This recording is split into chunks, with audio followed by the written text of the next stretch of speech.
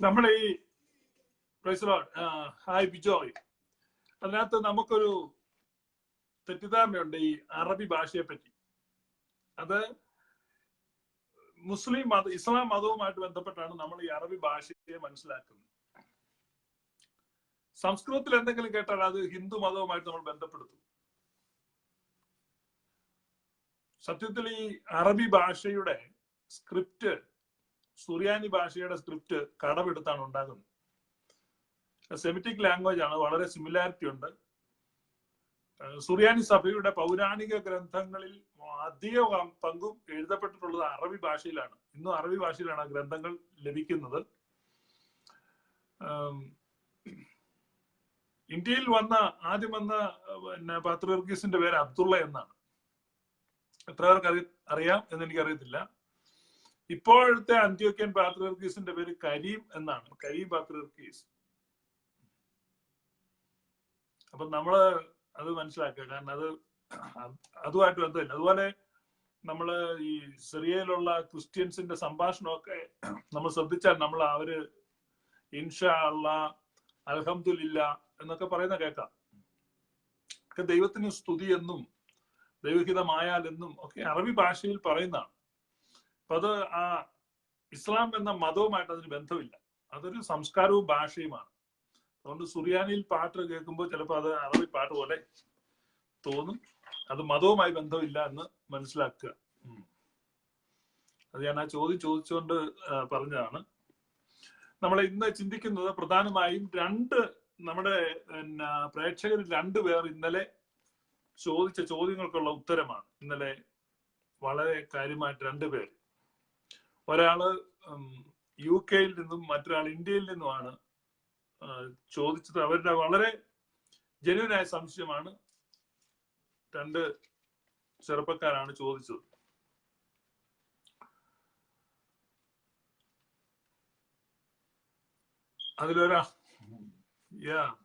Thank you everyone. അപ്പൊ അതിൽ ഒരാൾ ചോദിച്ചത് ചോദ്യം, നമ്മൾ പാപം ചെയ്യുന്നതിനെ കുറിച്ചാണ്. പാപം എന്നത് ഇന്ന് നിലനിൽക്കുന്നുണ്ടോ? യേശുക്രിസ്തു പാപം മുഴുവൻ വഹിച്ചു. അപ്പോ ഇനി പാപമില്ല എന്നുള്ള ഒരു ബോധ്യത്തിലും വിശ്വാസത്തിലുമാണ് താൻ കഴിഞ്ഞ നാളുകളിൽ ജീവിച്ചത്. അപ്പോൾ എന്റെ ചില മെസ്സേജുകൾ കേട്ടപ്പോ ഒരു സംശയം തോന്നി, ഒരു വൈരുദ്ധ്യം തോന്നി. അതുകൊണ്ട് ക്ലാരിഫൈ ചെയ്യാൻ വേണ്ടി വിളിച്ചു ചോദിച്ചാണ്. അദ്ദേഹം പറഞ്ഞു അതേക്കുറിച്ച് ഒന്ന് ലൈവിൽ പറയണം, പാപത്തെക്കുറിച്ച്.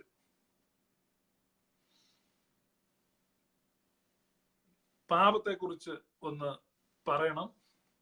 ഇപ്പൊ നമ്മൾ ഈ പാപക്ഷമ നമുക്ക് ലഭിച്ചു കഴിഞ്ഞ് പിന്നെയും പാപം നിലനിൽക്കുന്നുണ്ടോ? ഇതാണ് പ്രധാനമായി അദ്ദേഹം ചോദിച്ച ഒരു ചോദ്യം. മറ്റേ ആള് ചോദിച്ചത് കുറെ കൂടെ വ്യത്യസ്തമായ കാര്യമാണ്. അദ്ദേഹം പറഞ്ഞത്, അദ്ദേഹം കാത്തലിക് ചർച്ചിൽ നിന്ന് പെന്തക്കോസ്റ്റൽ വിശ്വാസത്തിലേക്ക് മാറിയ ഒരാളാണ്. അതിൽ ഏറ്റവും വലിയ തമാശ, അദ്ദേഹം പെന്തക്കോസ്റ്റിലോട്ട് മാറിയിട്ട് 15 വർഷമായി പെന്തക്കോസ്റ്റിലാണ്, ശുശ്രൂഷകളും ചെയ്യുന്ന ആളാണ്. അപ്പൊ അദ്ദേഹം എന്നോട് സംസാരിച്ച അതിനകത്ത് ഏറ്റവും വലിയൊരു തമാശ, അദ്ദേഹം പെന്തക്കോസ്റ്റിലോട്ട് മാറാൻ ഇടയാതെ എന്റെ ഒരു പ്രസംഗം കേട്ടാണ് അദ്ദേഹം പെന്തക്കോസ്റ്റിലോട്ട് മാറിയത്.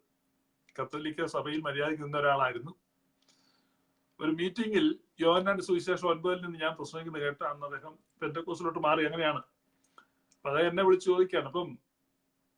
ഇപ്പൊ അദ്ദേഹം പറയുന്നത് UK-യിലാണ്, അവിടെ പ്രശ്നമില്ല. ഇപ്പൊ ഞാൻ നാട്ടിലോട്ട് ഇനി തിരിച്ചു പോകുന്നില്ല. അതുകൊണ്ട് കാത്തലിക് ആയാലും പെന്തക്കോസ് ആയാലും എന്തായാലും ഇവിടെ ഒരു പ്രശ്നമല്ല, ആരും ബോധർ ചെയ്യുന്നില്ല.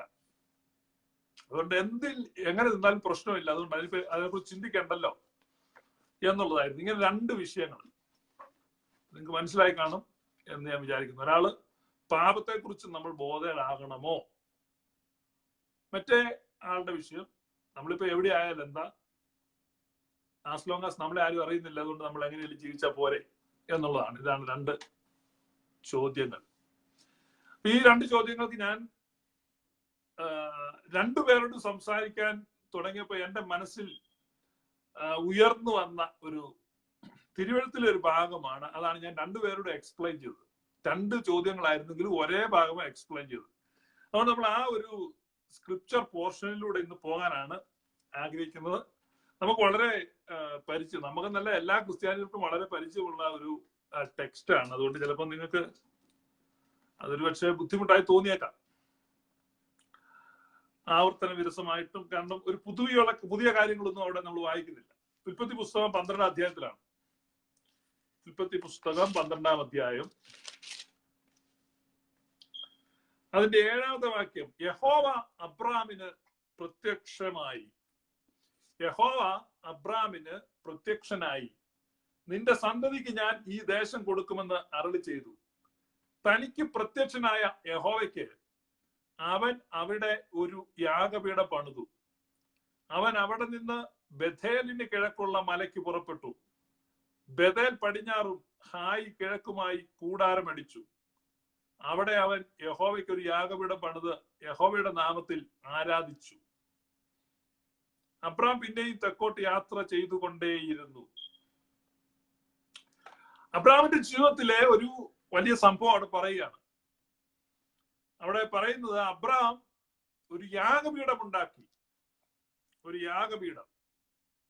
പക്ഷെ അതിന് തൊട്ടു മുമ്പ് ഒരു സംഭവം ഉണ്ട്. യഹോവ അബ്രാമിന് പ്രത്യക്ഷനായി. അപ്പൊ ഈ യാഗപീഠവും ദൈവ പ്രത്യക്ഷതയുമായി ബന്ധമുണ്ട്. ദൈവം പ്രത്യക്ഷപ്പെട്ട് കഴിഞ്ഞിട്ടാണ്, അല്ലെങ്കിൽ ദൈവത്തിൽ നിന്നുള്ള ഒരു അനുഭവം, ഒരു ദൈവാനുഭവത്തിൽ നിന്നാണ് യാഗപീഠം ഉത്ഭവിക്കുന്നത്, അഥവാ ആരാധന ഉളവാകുന്നത്. ആരാധന ഉളവാകുന്ന ഒരു എക്സ്പീരിയൻസ് ആണ്, an event with God, ദൈവത്തിൽ നിന്നുള്ള ഒരു അനുഭവം. അപ്പം അബ്രഹാമിന് ദൈവം പ്രത്യക്ഷനായി. ഇപ്പൊ ഒരു കോൺസിക്രേഷൻ, വിശുദ്ധീകരണം, സമർപ്പണം. ഈ കോൺസിക്രേഷൻ ഉണ്ടാകുന്നത് എങ്ങനെയാണ്? അത് എക്സോർട്ടേഷനിലൂടെയും പെർസുവേഷനിലൂടെയും ഒരിക്കലും കോൺസിക്രേഷനിലേക്ക് പോകത്തില്ല. ഇപ്പം ക്രിസ്തീയ ലോകത്ത് സംഭവിക്കുന്നതാണ് എക്സോർട്ടേഷൻ. പ്രസംഗിക്കുക, പ്രേരിപ്പിക്കുക, നിർബന്ധിക്കുക, ആഹ്വാനം ചെയ്യുക, ഉത്സാഹിപ്പിക്കുക, ഉത്തേജിപ്പിക്കുക, പ്രബോധിപ്പിക്കുക. ഇങ്ങനെയുള്ള കാര്യങ്ങളിലൂടെ ഒന്നും കോൺസിക്രേഷൻ ഉണ്ടാകത്തില്ല. കോൺസിക്രേഷൻ റെവലേഷനിലൂടെ മാത്രമാണ് ഉണ്ടാകുന്നത്, വെളിപ്പാടിലൂടെ മാത്രം. അപ്പൊ ദൈവവുമായിട്ടുള്ള ഒരു സ്പർശനം കിട്ടുക എന്ന് പറഞ്ഞാൽ അത് വെളിപ്പാടിലൂടെയാണ്. വെളിപ്പാടിലൂടെയാണ് സ്പർശനം കിട്ടുന്നത്.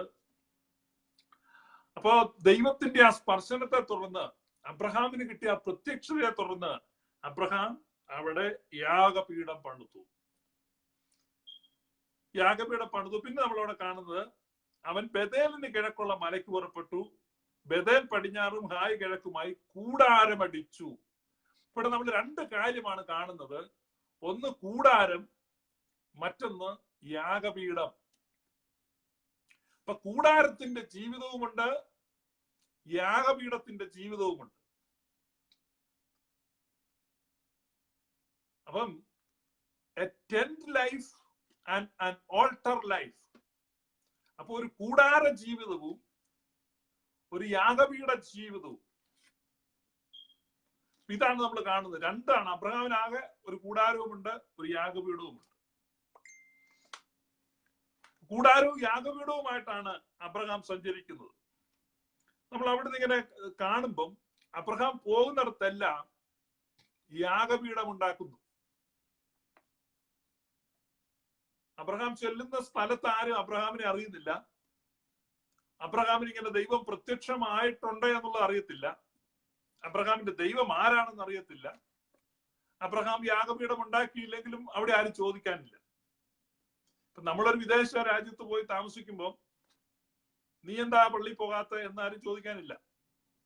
നീ എന്താണ് കുർബാനയ്ക്ക് പോകാത്തെന്ന് ആരും ചോദിക്കാനില്ല. അപ്പൊ ആരും ചോദിക്കാനില്ലാത്തതുകൊണ്ട് പോയില്ലെങ്കിലും കുഴപ്പമില്ല, നമുക്കത് സൗകര്യമാണ്. അപ്പൊ അതെന്തുകൊണ്ടാണ്? പക്ഷെ അബ്രഹാം ഈ പോകുന്ന സ്ഥലത്തൊന്നും നിങ്ങൾ മനസ്സിലാക്കേണ്ട, അബ്രഹാമിന് യഹോവ പ്രത്യക്ഷമാകുന്നത് പറഞ്ഞാൽ അന്ന് ഭൂതലത്തിൽ എങ്ങും യഹോവയുടെ നാമത്തിൽ ആരാധനയില്ല. ആരും യഹോവയെ ആരാധിക്കുന്നില്ല. ആ കാലഘട്ടത്തിൽ അബ്രഹാമിന് ദൈവം പ്രത്യക്ഷമായി, മറ്റാരും ഇത് അറിയുന്നുമില്ല. പക്ഷെ തനിക്ക് കിട്ടിയ ദൈവപ്രത്യക്ഷതയിൽ നിന്ന് മാറുവാൻ അബ്രഹാമിന് കഴിഞ്ഞില്ല. അതുകൊണ്ട് അബ്രഹാം യാഗപീഠം ഉണ്ടാക്കി. ഇപ്പൊ ചുറ്റുപാടുകൾ എങ്ങനെ ഇരിക്കുന്നു, മറ്റുള്ളവർ എന്ത് ചിന്തിക്കുന്നു, മറ്റുള്ളവർ എന്ത് ചോദിക്കുന്നു, ഇതിന്റെ ഒന്നും അടിസ്ഥാനത്തിലല്ല അബ്രഹാം ആരാധിക്കുന്നു. അപ്പൊ ഇതാണ് ശരിയായ ആരാധന. അപ്പൊ ക്രിസ്തീയ ജീവിതത്തിലാണെങ്കിലും ഒരു റെവലേഷൻ, ഒരു യാഗപീഠം, ഒരു വെളിപ്പാട്, ഒരു യാഗപീഠം, ഒരു കൂടാരം. കൂടാരം എന്ന് പറഞ്ഞാൽ നമ്മുടെ ഭൗതികമായ ജീവിതമാണ്. അതാണ് അബ്രഹാം മാറ്റി മാറ്റി അടിച്ചുകൊണ്ടിരുന്നു, അവൻ സഞ്ചരിച്ചു കൊണ്ടിരുന്നു. അപ്പൊ ദൈവവുമായിട്ടുള്ള ഒരു ബന്ധം. അപ്പോസ്തലനായ വിശുദ്ധ പൗലൂസിനെ നോക്കുമ്പോൾ നമ്മള് അപ്പോസ്തല പ്രവൃത്തി 22 പൗലൂസ് കർത്താവിനെ കണ്ടുകൊണ്ട് ചോദിക്കുന്നു, ഞാൻ എന്ത് ചെയ്യണം? അപ്പൊ അവന്റെ ജീവിതത്തിൽ വലിയൊരു മാറ്റം വരികയാണ്. എന്താണ് ചെയ്യേണ്ടത്? ഇപ്പൊ ദൈവവുമായിട്ടുള്ള ഒരു ബന്ധം. ഇനി നമ്മൾ കാണുന്നത്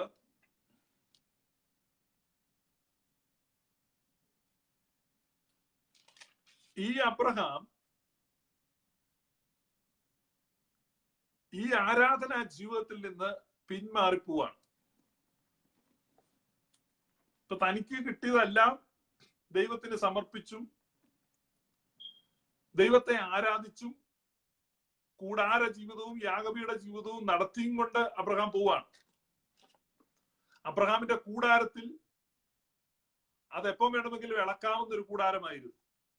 ആ കൂടാരം ഇളക്കി മാറ്റി അടിച്ചു.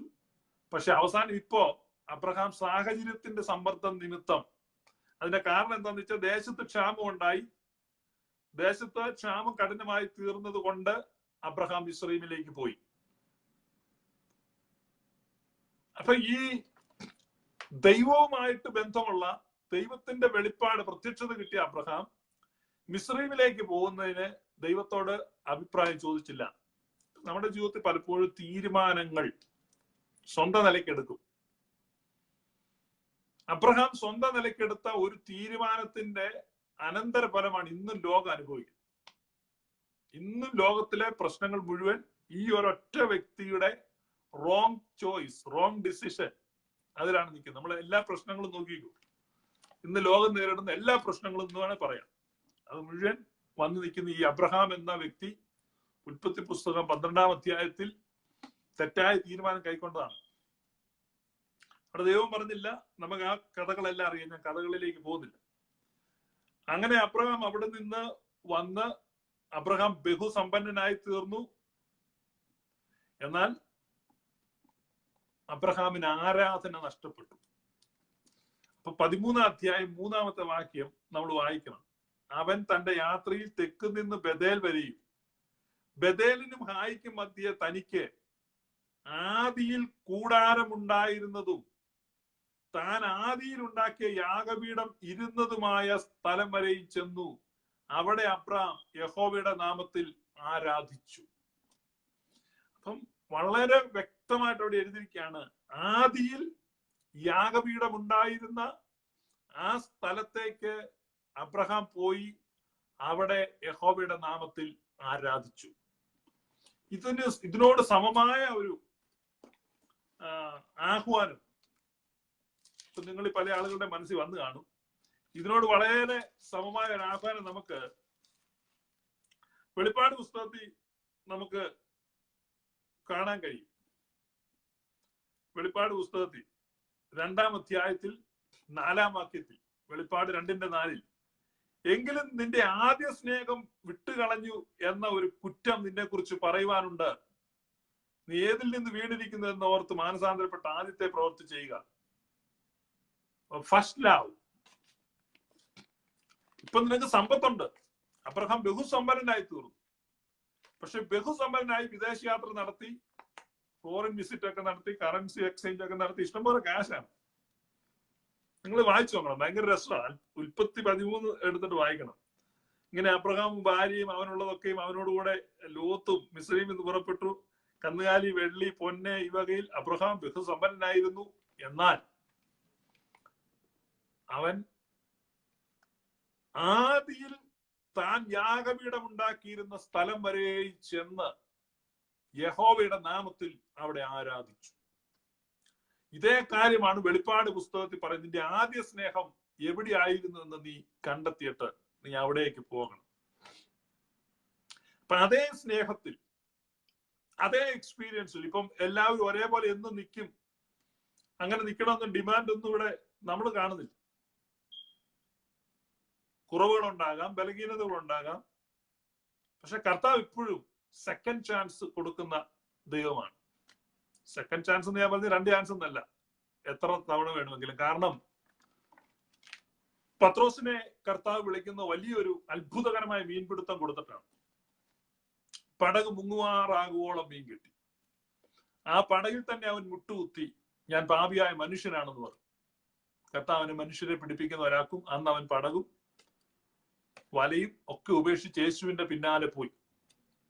3.5 വർഷം നിരന്തരമായി അത്ഭുതങ്ങളും അടയാളങ്ങളും വീര്യപ്രവൃത്തികളും രോഗശാന്തികളും, 3.5 വർഷം നിരന്തരമായ പ്രബോധനങ്ങളും പഠനങ്ങളും യേശുവിന്റെ നേരിട്ടുള്ള അധ്യാപനവും എല്ലാം അനുഭവിച്ചു. അവസാനം താബോർ മലയിൽ യേശു രൂപാന്തരപ്പെടുന്നത് നേരിട്ട് കണ്ടു. ഈ കാഴ്ചയെല്ലാം കണ്ടിട്ട് ഈ പത്രോസ് യേശുവിനെ ആ രാത്രിയിൽ തള്ളിപ്പറഞ്ഞു. പിന്നെ എന്ത് ചെയ്തു? യേശുവിന്റെ ക്രൂശീകരണത്തിന് ശേഷം അവൻ പറഞ്ഞു, ഞാൻ മീൻ പിടിക്കാൻ പോകുന്നു, കാരണം ഇനിയിപ്പോ ഇതുകൊണ്ട് കാര്യമില്ല. അങ്ങനെ അവൻ മീൻ പിടിക്കാൻ പോയി. നമ്മൾ യോഹന്നാന്റെ സുവിശേഷം അവസാന ഭാഗത്തേക്ക് വരുമ്പോ ഇത്രയും പിന്മാറ്റത്തിലേക്ക് പോയിരിക്കുന്ന പത്രോസിനെ തേടി ആ യേശു വന്നിട്ട് യേശു പറയാണ്, നീ പടകിന്റെ വലതുഭാഗത്ത് വല വീശുക എന്ന് പറഞ്ഞ ആദ്യം ഏത് എക്സ്പീരിയൻസ് അവൻ ഉണ്ടായോ? ചില ആളുകൾ വിചാരിക്കുന്നുണ്ട് എനിക്ക് ഇനി അങ്ങനെ ഒരിക്കലും ഒരു നല്ല എക്സ്പീരിയൻസ് ഉണ്ടാകത്തില്ല. ചില ആളുകൾ വിശ്വസിക്കുന്നത് എനിക്കിനി പണ്ടത്തെ പോലെ പ്രാർത്ഥിക്കാൻ കഴിയത്തില്ല, അന്നത്തെ പോലെ ഒരു ആത്മീയ അനുഭൂതി എനിക്ക് ഉണ്ടാകത്തില്ല, അന്ന് കർത്താവുമായിട്ട് തൊട്ടു ചേർന്നിരുന്ന ഒരു അനുഭവം എനിക്കുണ്ടായിരുന്നു, ഇനി എനിക്ക് ഒരിക്കലും അങ്ങനെ ഒരു അനുഭവം ഉണ്ടാകത്തില്ല. നോ, നമ്മുടെ ദൈവം ആവർത്തനങ്ങളുടെ ദൈവമാണ്. നമുക്ക് അങ്ങനെ ഒരു അനുഭവം ഉണ്ടാകത്തില്ല എന്ന് നമുക്ക് തോന്നുന്നതാണ്. ആദ്യം വിളമ്പിയതിനേക്കാൾ മെച്ചമായ വീഞ്ഞിനെ അവസാനം വിളമ്പുവാൻ കഴിവുള്ള കർത്താവാണ് നമ്മുടെ കർത്താവ്. വിരുന്നുവാഴി പോലും അത്ഭുതപ്പെട്ടു പോയി. Best is yet to come. നിങ്ങളുടെ ജീവിതത്തിലെ ഏറ്റവും മികച്ചത് ഇനി വരാനിരിക്കുന്നേ ഉള്ളൂ. അപ്പൊ സമയം കഴിഞ്ഞു പോയി, കാലം കഴിഞ്ഞു പോയി, വാർദ്ധക്യമായി, ഇങ്ങനെ നിങ്ങൾക്ക് പല പ്രശ്നം കാണും. അതെല്ലാം നിങ്ങളുടെ പ്രോബ്ലംസാണ്. അപ്പൊ അതാണ് നമ്മുടെ കർത്താവ് സമയത്തിന്റെ കർത്താവാണ്. യോഹന്നാൻ ശ്ലീഹ സുവിശേഷം എഴുതുമ്പോ 10 അത്ഭുതങ്ങളെ ചൂസ് ചെയ്തു. 10 അത്ഭുതങ്ങളെ ചൂസ് ചെയ്തിട്ടാ യോഹന്നാന്റെ സുവിശേഷത്തിലുള്ള. മറ്റേ മത്തായിയും ലൂക്കോസും ഒക്കെ മർക്കോസും ഒക്കെ സുവിശേഷം വാരി വലിച്ചെല്ലാം കൂടി എഴുതിയിട്ടില്ല. കൃത്യം 10 എണ്ണം. ആ 10 എണ്ണവും അടയാളങ്ങൾ എന്നാണ് അറിയപ്പെടുന്നത്. അത്ഭുതങ്ങളും അടയാളങ്ങളും ഉണ്ട്. അത് തമ്മിൽ വ്യത്യാസമുണ്ട്. അടയാളങ്ങളെല്ലാം അത്ഭുതങ്ങളാണ്, പക്ഷെ അത്ഭുതങ്ങളെല്ലാം അടയാളമല്ല. അത്ഭുതങ്ങളിൽ ചില പ്രത്യേകത ഉള്ളതാണ് അടയാളം എന്ന് പറഞ്ഞാൽ എന്തെങ്കിലും ഒരു കാര്യം പഠിപ്പിക്കാൻ വേണ്ടി ചെയ്യുന്ന അത്ഭുതങ്ങളെയാണ് അടയാളങ്ങൾ എന്ന് പറയുന്നത്. ഇപ്പൊ യോഹന്നാന്റെ സുവിശേഷത്തിൽ നമ്മൾ 10 അടയാളം, 8 അടയാളമാണ് കാണുന്നത്. വേണമെങ്കിൽ 10 ആക്കാം, 8 എന്ന് വെച്ചേക്കാം. അപ്പൊ 8 അടയാളങ്ങളെ നമ്മൾ കാണുന്നുണ്ട്. ഈ 8 അടയാളങ്ങളും കർത്താവ് ഓരോ കാര്യം നമ്മളെ പഠിപ്പിക്കുക. കർത്താവ് എന്താണ്, കർത്താവ് ആരാണ്. അപ്പൊ അതിൽ ഈ കാനാവിലെ കല്യാണം, അതിൽ കർത്താവ് പഠിപ്പിക്കുന്നത് അവൻ സമയത്തിന്റെ കർത്താവാണ്. നമ്മൾ നോയമ്പൊക്കെ തുടങ്ങുമ്പോ ഏറ്റവും ആദ്യം ഈ നോയമ്പിന്റെ ഞായറാഴ്ചകളിലെ ഏവങ്കേലിയൻ ഭാഗം സുറിയാനി സഭക്കാർക്കാണ്, മറ്റ് സഭക്കാർക്ക് മനസ്സിലാകത്തില്ല. സുറിയാനി സഭയുടെ ക്രമത്തിൽ നോയമ്പിന്റെ ഓരോ ഞായറാഴ്ചയും വായിക്കുന്ന ഏവങ്കേലിയന് പ്രത്യേകതയുണ്ട്. ആദ്യത്തെ ഞായറാഴ്ച വെള്ളം വീഞ്ഞാക്കുന്നത് വായിക്കും. 2ാമത്തെ ഞായറാഴ്ച കുഷ്ഠരോഗിയെ ശുദ്ധമാക്കുന്നത് വായിക്കും. 3ാമത്തെ ഞായറാഴ്ച തളർവാദ രോഗിയെ സുഖപ്പെടുത്തുന്നത് വായിക്കും. 4ാമത്തെ ഞായറാഴ്ച പുറജാതിക്കാരത്തി സ്ത്രീയെ മകളെ സൗഖ്യമാക്കുന്നത്, 5ാമത്തെ ഞായറാഴ്ച കൂനിയായ സ്ത്രീയെ സുഖപ്പെടുത്തുന്നത് വായിക്കും. 6ാമത്തെ ഞായറാഴ്ച അന്ധനെ സുഖപ്പെടുത്തുന്നത് വായിക്കും. 7ാമത്തെ ഞായറാഴ്ച ഊശാനയാണ്. 8ാമത്തെ ഞായറാഴ്ച ഉയർപ്പ് വരുന്നതാണ്. ഇങ്ങനെയാണ് ഓരോ ഞായറാഴ്ചയും വായിക്കുന്നത്.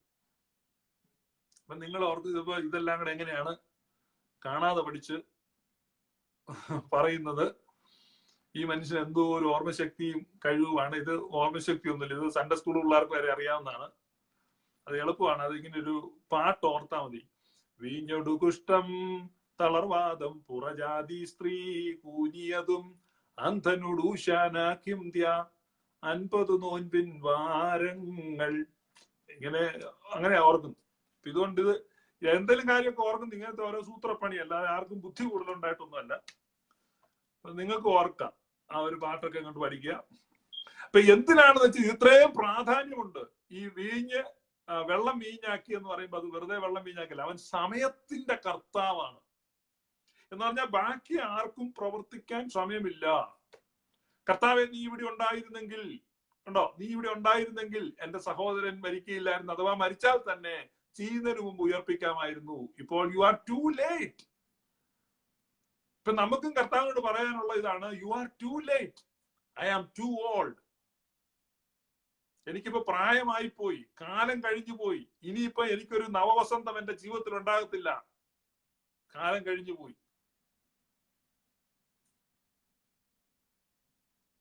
പക്ഷെ കർത്താവിന് കാലം കഴിയുന്നില്ല. അതാണ്, അവൻ സമയത്തിന്റെ കർത്താവാണ്. അവൻ സമയത്തിന്റെ കർത്താവാണ്. അപ്പൊ ഇവിടെ നമ്മളോട് പറയുകയാണ്, നീ ആദ്യ സ്നേഹത്തിലേക്ക് മടങ്ങി വരിക. നീ ഏതിൽ നിന്ന്? Shibu Thomas wants to join in this live. Shibu Thomas really ഈ ലൈവ് ജോയിൻ ചെയ്യാനാണ് ഇവിടെ ഒരു കമന്റ് എഴുതവൻ, അല്ലെങ്കിൽ അറിയാതെ ബട്ടൺ ഞെക്കുന്നുണ്ട് ചിലര്, അതുകൊണ്ടാണ് അക്സെപ്റ്റ് ചെയ്യാത്തത്. അപ്പം വെളിപ്പാട് പുസ്തകത്തിൽ പറയാം, നീ ആദ്യ സ്നേഹത്തിൽ നിന്ന് വീണു പോയിരിക്കുന്നു, അതിലേക്ക് മടങ്ങി വരണം. അതുകൊണ്ട് ആ എക്സ്പീരിയൻസിലേക്ക് മടങ്ങി വരാൻ നിങ്ങൾക്ക് സാധിക്കും. ഇവിടെ അബ്രഹാം ചെയ്തതാണ്. അബ്രഹാമിന് സമ്പത്തുണ്ടായി, ആടുമാടുകളുണ്ടായി, ബഹുസമ്പന്നനായി തീർന്നു. പക്ഷെ ജീവിതത്തിൽ ഒരു ശൂന്യത. ടെന്റൊക്കെ വികസിച്ചു, പക്ഷെ യാഗപീഠം എവിടെ? ആരാധന എവിടെ? ഈ യാഗപീഠം എന്ന് പറഞ്ഞാൽ പാപയാഗത്തിനുള്ള യാഗപീഠമല്ല അബ്രഹാം പണിത്. ഹോമയാഗത്തിനുള്ളതാണ്. ബേൺഡ് ഓഫറിംഗ് ആണ്, ഹോമയാഗമാണ്. സർവാംഗം സമർപ്പിക്കുക, എല്ലാം സമർപ്പിക്കണം ഈ യാഗപീഠത്തിൽ. യാഗപീഠത്തിൽ സമർപ്പിച്ച് യാഗപീഠത്തിൽ അവശേഷിക്കുന്നത് മാത്രം കൂടാരത്തിലേക്ക് കൊണ്ടുപോവുക എന്ന് പറഞ്ഞാൽ, അബ്രഹാമിന്റെ കൂടാരത്തിലേക്ക് നോക്കിയാൽ യാഗപീഠത്തിലൂടെ കടന്നു പോകുന്നത് മാത്രമേ അബ്രഹാമിന്റെ കൂടാരത്തിലുള്ളൂ. ഇപ്പൊ ഒരു വിശ്വാസിയുടെ ജീവിതത്തിൽ എന്തെല്ലാം പൊസഷൻ ഉണ്ടോ, എന്തെല്ലാം പൊസിഷൻ ഉണ്ടോ, അതെല്ലാം യാഗപീഠത്തിലൂടെ കടന്നു പോകുന്നതായിരിക്കണം. പക്ഷെ ഇന്നങ്ങനെയല്ല. യാഗപീഠത്തിൽ ദൈവം അവശേഷിപ്പിക്കുന്നതിനെ കൂടാരത്തിലേക്ക് കൊണ്ടുപോവുകയാണ് അബ്രഹാം. പക്ഷെ ഇന്ന് എങ്ങനെയാന്ന് ചോദിച്ചു കഴിഞ്ഞാൽ, കൂടാരത്തിൽ നമ്മുടെ ആവശ്യത്തിന് ശേഷം അവശേഷിക്കുന്ന എന്തെങ്കിലും ദൈവത്തിന് കൊണ്ട് കൊടുക്കുക. രണ്ട് ആറ്റിറ്റ്യൂഡ്. അതായത് യാഗപീഠത്തിൽ അവശേഷിക്കുന്നതിനെ കൂടാരത്തിലേക്ക് കൊണ്ടുപോകുന്ന ഒരു മാതൃകയും, കൂടാരത്തിൽ നമുക്ക് വേണ്ട എന്ന് തോന്നുന്ന അവശിഷ്ടങ്ങളെ ദൈവത്തിന് ഇട്ടുകൊടുക്കുന്ന, മനസ്സിലായി, നമുക്ക് ഇഷ്ടമുള്ള TV പരിപാടിയൊക്കെ കണ്ട് എല്ലാം കഴിഞ്ഞ് കറണ്ട് കെട്ടുണ്ടെങ്കിൽ ആ സമയത്ത് ഒരു ഉറുശിമ വെക്കുക. അല്ലെങ്കിൽ നമ്മുടെ കാര്യങ്ങളെല്ലാം കഴിഞ്ഞു, നമുക്ക് പ്രിയപ്പെട്ടവരോട് സംസാരിക്കാനുണ്ട്, അതെല്ലാം സംസാരിച്ചു, നമുക്ക് കാര്യങ്ങൾ ചെയ്യാനുണ്ട്, അതെല്ലാം ചെയ്തു, അവസാനം എല്ലാം കഴിഞ്ഞു. പണ്ടൊരു ചെറിയാനുണ്ടായിരുന്നു. ചെറിയാൻ പ്രാർത്ഥിക്കുന്നത് ഇങ്ങനെയാ, കർത്താവേ നീ എല്ലാം അറിയുന്നു, ചെറിയവരിൽ ചെറിയവനായി ചെറിയാനിതാ കർത്താവെ ചെറിയുന്നു എന്ന് പറഞ്ഞാൽ കട്ടിലോട്ട് കിടക്കുമായിരുന്നു. അപ്പൊ എന്ന് പറഞ്ഞാൽ നമ്മുടേതെല്ലാം കഴിഞ്ഞു. പക്ഷെ ഇതങ്ങനെയല്ല. First fruits belongs to God. ആദ്യഫലമാണ് കർത്താവിന് കൊടുക്കേണ്ടത്. Best fruit, first fruit. യാഗപീഠത്തിൽ അവശേഷിക്കുന്നതിനെ കൂടാരത്തിലേക്ക് കൊണ്ടുവരിക. ഇവിടെ നമ്മൾ എങ്ങനെയാന്ന് വെച്ചാൽ, കൂടാരത്തിൽ അവശേഷിക്കുന്നതിന് യാഗപീഠത്തിൽ അങ്ങനെയല്ല. സകലതും ബേൺഡ് ഓഫറിംഗ് ആണ്. അപ്പൊ ആ തീ ഇറങ്ങി കഴിയുമ്പോ, ദഹിച്ചു കഴിയുമ്പോൾ, മേധസ്സൊക്കെ പൂർണ്ണമായും ദഹിച്ചു തീരുമ്പോൾ അവശേഷിക്കുന്ന മാംസമാണ് നമ്മൾ ഭക്ഷിക്കാൻ എടുക്കേണ്ടത്.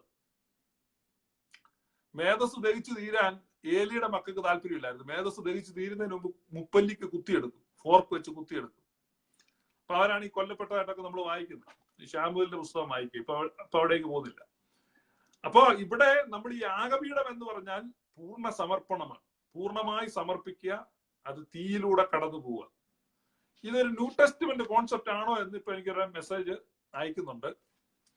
അപ്പൊ ഇനി ന്യൂ ടെസ്റ്റ്മെന്റിൽ നിന്ന് വാക്യം വായിക്കേണ്ട ഉത്തരവാദിത്വം എന്റെ മേൽ വന്നു എന്നർത്ഥം. ഇപ്പൊ ഒരു ന്യൂ ടെസ്റ്റ്മെന്റ് കോൺസെപ്റ്റ് വായിച്ചു കഴിഞ്ഞാൽ, പൗലോസ് അപ്പോസ്തലൻ എഴുതുന്നുണ്ട് കൊരിന്ത്യർ ലേഖനത്തിൽ, സകലതും തീയിലൂടെ കടന്നു പോകേണ്ടി വരും. സകലതും തീയിലൂടെ കടന്നു പോകേണ്ടി വരും. തീ തന്നെ അതിനെ ശോധന ചെയ്യും. ഒരുത്തന്റെ പണി നിലനിൽക്കുന്നു എങ്കിൽ, ഞാൻ വായിക്കാം, 1 Corinthians 3. ആ അടിസ്ഥാനത്തിൽ മേൽ ആരെങ്കിലും പൊന്നു, വെള്ളി, വിലയേറിയ കല്ല്, മരം, പുല്ല്, വൈക്കോൽ എന്നിവ പണിയുന്നുവെങ്കിൽ അവനവന്റെ പ്രവൃത്തി വെളിപ്പെട്ട് വരും. ആ ദിവസം അതിനെ വെളിവാക്കും. അത് തീയോടെ വെളിപ്പെട്ട് വരും. ഓരോരുത്തന്റെ പ്രവൃത്തി ഇന്ന വിധം എന്ന് തീ തന്നെ ശോധന ചെയ്യും. ഒരുത്തൻ പണിത പ്രവൃത്തി നിലനിൽക്കുമെങ്കിൽ അവന് പ്രതിഫലം കിട്ടും. ഒരുത്തന്റെ പ്രവൃത്തി വെന്തുപോയെങ്കിൽ അവന് ഛേദം വരും. താനോ തീയിൽ കൂടെ എന്ന പോലെ രക്ഷപ്പെടും. അപ്പൊ ഇവിടെ ഇതാ പറയുന്നത്, തീ ഇത് യാഗപീഠമാണ്. ഇത് പാപയാഗമല്ല, ഇത് ഹോമയാഗമാണ്. ഈ ഹോമയാഗത്തെ കുറിച്ചാണ് റോമാലേഖനം 12 പറയുന്നത്. ആകയാൽ ദൈവത്തിന്റെ മനസ്സലിവ് ഓർപ്പിച്ച് ഞാൻ നിങ്ങളെ പ്രബോധിപ്പിക്കുന്ന എന്തെന്നാൽ, നിങ്ങൾ ബുദ്ധിയുള്ള ആരാധനയായി നിങ്ങളുടെ ശരീരങ്ങളെ ജീവനും വിശുദ്ധിയുമുള്ള ഒരു യാഗമായി ദൈവത്തിന് സമർപ്പിക്കുകയും ഈ ലോകത്തിന് അനുരൂപമായി തീരാതെ നന്മയും പ്രസാദവും പൂർണ്ണതയുമുള്ള ദൈവഗീതം എന്തെന്ന് തിരിച്ചറിയേണ്ടതിന് മനസ്സ് പുതുക്കി രൂപാന്തരപ്പെടുകയും. അപ്പം do not conform to this world. ഈ ലോകത്തിന് അനുരൂപമായി, ഈ ലോകത്തിന്റെ ചിന്ത പോലെ ചിന്തിക്കാതെ, ഈ ലോകത്തിന് അനുരൂപരാകാതെ മനസ്സ് പുതുക്കി രൂപാന്തരപ്പെടുകയും. ഇതേക്കുറിച്ച് ഇതൊരു പാപയാഗമല്ല, ഇതൊരു എഫോർട്ട് അല്ല. ഒത്തിരി ആളുകൾ ആ വാക്യമൊക്കെ വെച്ച് തെറ്റായി പഠിപ്പിക്കുന്നുണ്ട്. നമ്മളിങ്ങനെ എഫോർട്ട് എടുത്ത് വിശുദ്ധി കാത്തു സൂക്ഷിക്കണം, വിശുദ്ധിക്ക് വേണ്ടി പോരാടണം. അങ്ങനെ അതെല്ലാം നമ്മുടെ റോങ് കോൺസെപ്റ്റ് ആണ്. ഇതാണ്, ഒന്നുകിൽ ഇങ്ങോട്ട് പോരും അല്ലെങ്കിൽ അങ്ങോട്ട് പോരും, കൃത്യം നടുക്കൂടെ പോകത്തില്ല. അപ്പൊ ഈ യാഗപീഠത്തിൽ നമ്മള് ഹോമയാഗം അർപ്പിക്കുമ്പം പൂർണ്ണമായും അർപ്പിക്കണം. അതാണ് ഞാൻ പറഞ്ഞത്, പൂർണ്ണമായി അർപ്പിക്കുന്നത്. സിൻ ഓഫറിങ് എങ്ങനെയാണ് അർപ്പിക്കുന്നത്? നമ്മള് ന്യായപ്രമാണം പഠിക്കുമ്പോൾ അതിനകത്ത് സിൻ ഓഫറിങ് അർപ്പിക്കുന്നത് എങ്ങനെയാണെന്ന് നമുക്ക് കാണാം. ലേവ്യ പുസ്തകം 1-ാം അധ്യായം തുടങ്ങുമ്പോൾ തന്നെ വഴിപാടായി കന്നുകാലികളിൽ ഒന്നിനെ ഹോമയാഗം കഴിക്കുന്നുവെങ്കിൽ ഊനമില്ലാത്ത ആണിനെ അർപ്പിക്കണം. കണ്ടോ, ഹോമയാഗം അർപ്പിക്കുന്നത് അങ്ങനെയാണ്. ഹോമയാഗം. ഇനി അതിന്റെ 10-ാം വാക്യം, ഹോമയാഗത്തിനുള്ള അവന്റെ വഴിപാട് ആട്ടിൻകൂട്ടത്തിലെ ചെമ്മരിയാടോ കോലാടോ ആകുന്നെങ്കിൽ ഊനമില്ലാത്ത ആണിനെ അവൻ അർപ്പിക്കണം. ഇനി 14-ാം വാക്യം, അവന്റെ വഴിപാട് പറവജാതിയിൽ ഒന്നിനെ കൊണ്ടുള്ള ഹോമയാഗമാകുന്നുവെങ്കിൽ അവൻ കുറുപ്രാവിനെയോ പ്രാവും കുഞ്ഞിനെയോ വഴിപാടായി അർപ്പിക്കണം. അപ്പൊ 3 ഓപ്ഷനാണ്. ലേവ്യ പുസ്തകം 1-ാം അധ്യായം 3-ാം വാക്യം, 10-ാം വാക്യം. Okay, message. യാഗങ്ങളെ കുറിച്ച് വിശദമായി പറയണം. നമ്മൾ സത്യത്തിൽ ന്യായപ്രമാണത്തിന് കീഴിലല്ലല്ലോ യാഗങ്ങളെ കുറിച്ച് പറയാൻ. എങ്കിലും ഈ അക്കാഡമിക് ഇൻട്രസ്റ്റിൽ വേണേ പറയാം. ഒരു ദിവസം എല്ലാ യാഗങ്ങളെ കുറിച്ച് ഒന്ന് പറയാം. അപ്പൊ ഇവിടെ നമ്മൾ യാഗങ്ങൾ കാണുമ്പം ലേവ്യ പുസ്തകം 1-ാം അധ്യായം വായിക്കുമ്പം അതിന്റെ 3-ാം വാക്യം, 10-ാം വാക്യം, 14-ാം വാക്യം 3 ഓപ്ഷൻസാ. 1 ഒരു കാളെ അർപ്പിക്കുന്നു, 2 ഒരാടിനെ അർപ്പിക്കുന്നു, 3 ഒരു കുറുപ്രാവിനെ അർപ്പിക്കുന്നു. ഇത് ഒരു സാമ്പത്തിക സ്ഥിതി അനുസരിച്ചാണ്. ഇപ്പൊ സാമ്പത്തിക സ്ഥിതി ഉള്ള ആള് കാളെ കൊടുക്കുക, അല്പം സാമ്പത്തിക മോശമാണ് ആടിനെ കൊടുക്കുക, തീരെ മോശമാണ് ഒരു കുറുപ്രാവിനെ കൊടുക്കുക. അപ്പൊ ഇതാണ് ഹോമയാഗത്തിന്റെ ഒരു ബേസിക് ഇൻസ്ട്രക്ഷൻ. അപ്പൊ ഓപ്ഷൻസ് ഉണ്ട്, നമുക്ക് ചൂസ് ചെയ്യാം. ഓപ്ഷൻസ് ഉണ്ട്. ഈ ഓപ്ഷൻസ് 3 നിങ്ങൾ ശ്രദ്ധിച്ചാൽ, കാളയാണെങ്കിലും ആടാണെങ്കിലും പ്രാവാണെങ്കിലും മുഴുവനായി കൊടുക്കണം. അതാണ് അതിന്റെ അണ്ടർസ്റ്റാൻഡിങ്. കാളെ കൊടുത്താലും ആടിനെ കൊടുത്താലും പ്രാവിനെ കൊടുത്താലും കുഴപ്പമില്ല, പക്ഷെ പൂർണ്ണമായിട്ടേ കൊടുക്കാവുള്ളൂ. ഇപ്പൊ ഒരാൾ പറയാണ്, എനിക്ക് സാമ്പത്തികം അത്ര പോരാ, ഒരു കാളെ കൊടുക്കാൻ ഉള്ള സാമ്പത്തികം പോരാ, അതുകൊണ്ട് ഞാൻ ഒരു കാളെ കൊടുക്കാം. ഒരു കാളയുടെ നെടുക മുറിച്ചിട്ട് ഷെയർ ചെയ്തിട്ട് ഒരു കാളയാകും. അപ്പൊ കാള എന്ന് പറയുമ്പോൾ ഒരു ആടിനേക്കാൾ മെച്ചമാണല്ലോ. ഇറച്ചിയൊക്കെ കൂടുതൽ കിട്ടും, കർത്താവിനും സന്തോഷമാവും, നമുക്കും സന്തോഷമാവും, പിന്നെ പുരോഹിതന് സന്തോഷമാവും, പിന്നെ മുപ്പല്ലിക്ക് നിൽക്കുന്ന അവനും സന്തോഷമാവുന്നോ. അത് വ്യവസ്ഥയല്ല. ഹോമയാഗം എന്ന് പറഞ്ഞാൽ പൂർണ്ണ സമർപ്പണം എന്നാണ് അർത്ഥം. പൂർണ്ണ സമർപ്പണം എന്ന് പറഞ്ഞാൽ കാളയെങ്കിൽ കാള, ആടെങ്കിൽ ആട്, പ്രാവെങ്കിൽ പ്രാവ്, അത് ഫുൾ ആയിരിക്കണം. അല്ലാതെ ഹാഫ് ആടിനെ കൊടുത്തു, ഹാഫ് കാളെ കൊടുത്തു, അല്ല ക്വാർട്ടർ കാളെ കൊടുത്തു, നോ. ഒരു 1/4 ഭാഗം കാളെ കൊടുത്ത് ഒരു പ്രാവിനെ കൊടുക്കുന്നല്ലേ. അപ്പൊ അത് സമർപ്പിക്കണം. ഇതെന്തിനാണ് ഈ മുഴുവൻ കാളെ? കർത്താവിന് തന്നെ ഒരു മുഴുവൻ കാളെ, കർത്താവിനൊരു മുഴുവൻ കാളെ എന്തിനാ? അവിടെ നിലം പൂട്ടി ഉഴാനാണോ? നിലം ഉഴാൻ വേണ്ടിയാണോ കർത്താവിന് കാളെ? അതോ വണ്ടി വലിപ്പിക്കാനാണോ? അല്ല. എന്ന് പറഞ്ഞാൽ നോ വർക്ക്. അത് ഏറ്റവും മനസ്സിലാക്കണം. ഇപ്പൊ ഈ യാഗം പഠിക്കുന്ന ആളുകള് മനസ്സിലാക്കേണ്ടത് നോ വർക്ക്സ്. നമ്മുടെ ഒരു എഫോർട്ടും ഇല്ല, ഒരാവശ്യമില്ല. ഈ നിലം പൂട്ടി ഉഴുതാൻ വേണ്ടി ഒന്നും കർത്താവ് ഈ കാളെ ഉപയോഗിക്കുന്നില്ല. ദഹിപ്പിക്കുക, ഹോമയാഗമാണ്. ഹോമയാഗമാണ് എന്ന് പറഞ്ഞാൽ അവിടെ യാതൊരു വർക്സും ഇല്ല. നമ്മുടെ ദൈവത്തിന്റെ സന്നിധിയിലുള്ള നമ്മുടെ ആ acceptance, it is not based upon our works or efforts. നമ്മുടെ ഒരു വർക്കിലോ ഒരു എഫോർട്ടിലോ അടിസ്ഥാനപ്പെട്ടല്ല ദൈവം നമ്മെ സ്വീകരിക്കുന്നത്. നമ്മൾ ദൈവത്തോട് ചേർന്ന് ആ സമർപ്പണമാണ്. നമ്മളെ ദൈവത്തിന് സമർപ്പിക്കുക. എങ്ങനെയാണ്? കംപ്ലീറ്റ് ആയി സമർപ്പിക്കുക. അത് നമ്മൾ അതിനകത്ത് വർക്ക് ഉണ്ടാകാൻ പാടില്ല, ഒരു വർക്കും ഇല്ല. പൂർണ്ണമായി സമർപ്പിക്കുക. അപ്പൊ ഈ ഹോമയാഗത്തിൽ തീ ഇറങ്ങി വന്ന് ഈ കാളയോ ഈ ആടിനെയോ പൂർണ്ണമായും ദഹിപ്പിക്കുമ്പോ പുതിയ നിയമത്തിലേക്ക് വരുമ്പോൾ എങ്ങനെയാണ്? റോമർ 12 ജീവനും വിശുദ്ധിയുമുള്ള, മനസ്സിലായോ, ആസ് എ ലിവിങ് സാക്രിഫൈസ്. ഞാൻ ദൈവത്തിന്റെ മനസ്സിൽ ഓർപ്പിച്ച് നിങ്ങളെ പ്രസാദിപ്പിക്കുന്ന എന്തെന്നാൽ നന്മയും പ്രസാദവും പൂർണ്ണതയുമുള്ള ദൈവഗീതം എന്നും തിരിച്ചറിയേണ്ടതിന് മനസ്സ് പുതുക്കി രൂപാന്തരപ്പെടുക. അതാണ് നമ്മുടെ യാഗം. അവിടെ പറയാണ് നിങ്ങൾ എന്ത് ചെയ്യണം? നിങ്ങളുടെ ശരീരങ്ങളെ ജീവനും വിശുദ്ധിയുമുള്ള യാഗമായി സമർപ്പിക്കുക. It is A living sacrifice.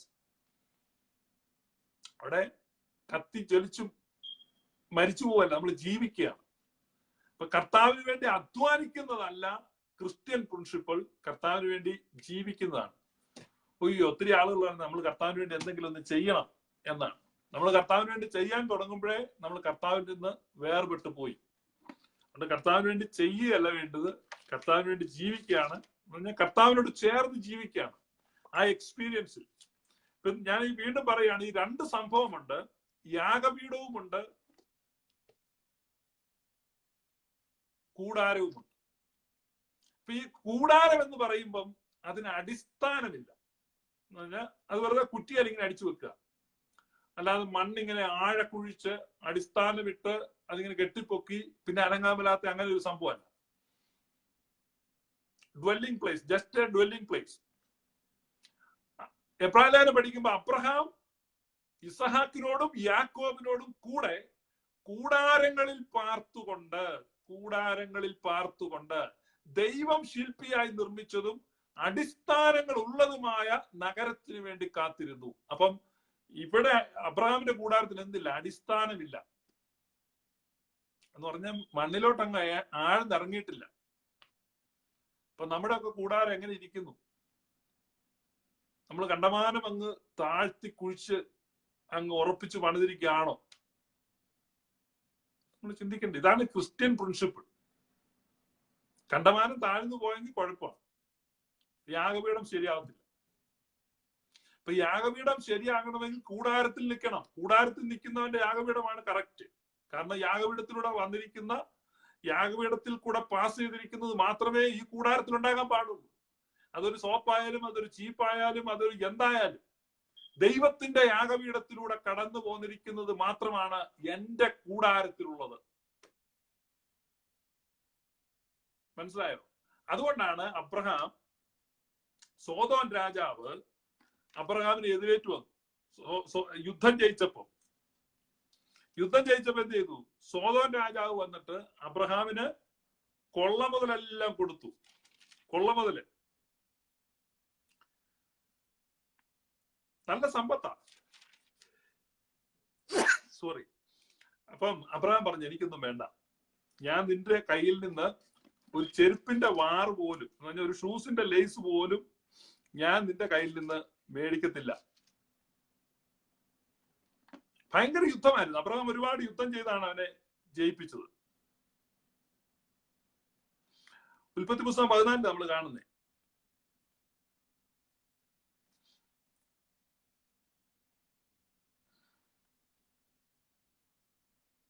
സോദോൻ രാജാവ് അബ്രഹാം സോദോൻ രാജാവിനോട് പറഞ്ഞത്, ഞാൻ അബ്രഹാമിനെ സമ്പന്നനാക്കിയെന്ന് നീ പറയാതിരിപ്പ ഞാൻ ഒരു ചരടാകട്ടെ ചെരുക്കുമാറാകട്ടെ നിനക്കുള്ളതിൽ നിന്ന് യാതൊന്നും ആകട്ടെ എടുക്കയില്ല എന്ന് ഞാൻ സ്വർഗത്തിനും ഭൂമിക്ക് നാഥനായ അത്യുന്നതനായ ദൈവമായ യഹോവയിലേക്ക് കൈ ഉയർത്തി സത്യം ചെയ്യുന്നു.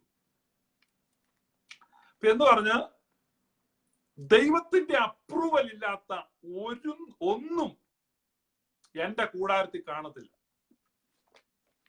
ഇവിടെയാണ് റിയൽ ടെസ്റ്റ് വരുന്നത്.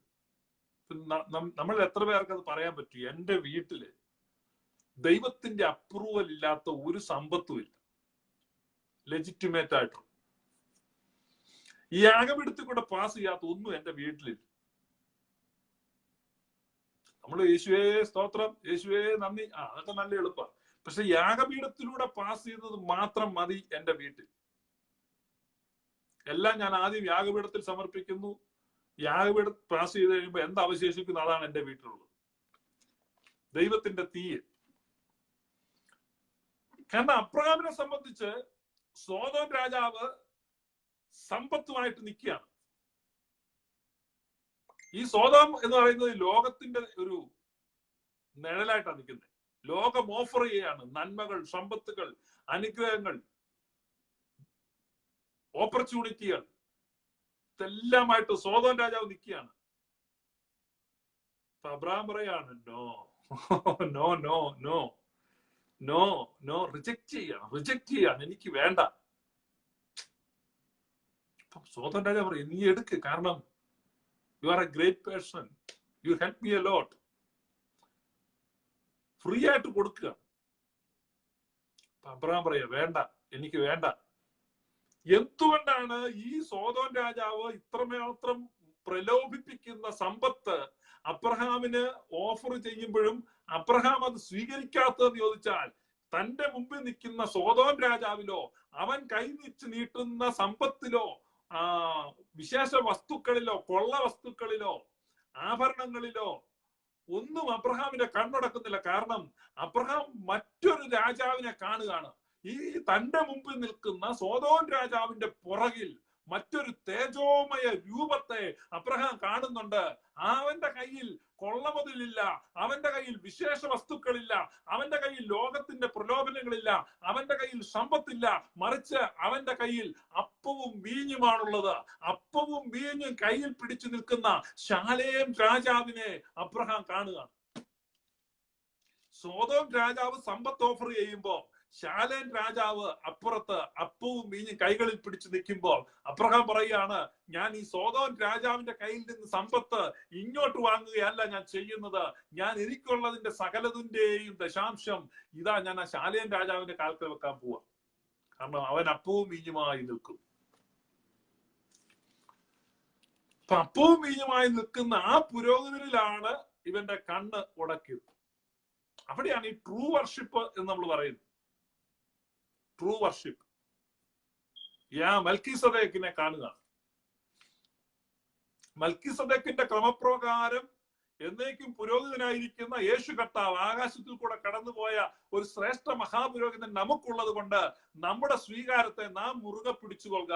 ഇങ്ങനെയുള്ള പുരോഹിതനല്ലോ നമുക്ക് വേണ്ടത്. പവിത്രൻ, നിർമ്മലൻ, നിർദോഷൻ, പാപികളോട് വേർവിട്ടവൻ, സ്വർഗത്തെക്കാൾ ഉന്നതനായി തീർന്നവൻ, ആദ്യം തനിക്കും തന്റെ പാപങ്ങൾക്കും വേണ്ടി ദിനംപ്രതി യാഗം കഴിപ്പാൻ ആവശ്യമില്ലാത്തവൻ തന്നെ. ദൈവാലയ മന്ദിരത്തിൽ നമുക്ക് ഇങ്ങനെ ഒരു പുരോഹിതനുള്ളത് കൊണ്ട് നമുക്ക് നമ്മുടെ സ്വീകാരത്തെ മുറുകെ പിടിക്കാം.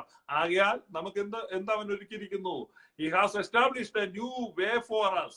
അവൻ തന്റെ സ്വന്തം രക്തത്താൽ നമുക്ക് വേണ്ടി ജീവനുള്ള പുതിയ വഴിയെ ഒരുക്കിയിരിക്കുന്നു. ആകയാൽ തത്സമയം കൃപ പ്രാപിക്കേണ്ടതിന് ധൈര്യത്തോടെ കൃപാസനത്തിനടുത്തേക്ക് നമുക്ക് അടുത്ത് ചെല്ലുവാൻ കഴിയുന്നു. കാരണം നമ്മുടെ കൂടാരം ക്ലീൻ ആണ്. We have no more association with, no obligation to the Sodom രാജാവ്. സോദോം രാജാവിൽ നിന്ന് നമുക്കൊരു കടപ്പാടും ഇല്ല. കാരണം നമ്മൾ ശാലേം രാജാവുമായിട്ടാണ് ബന്ധം.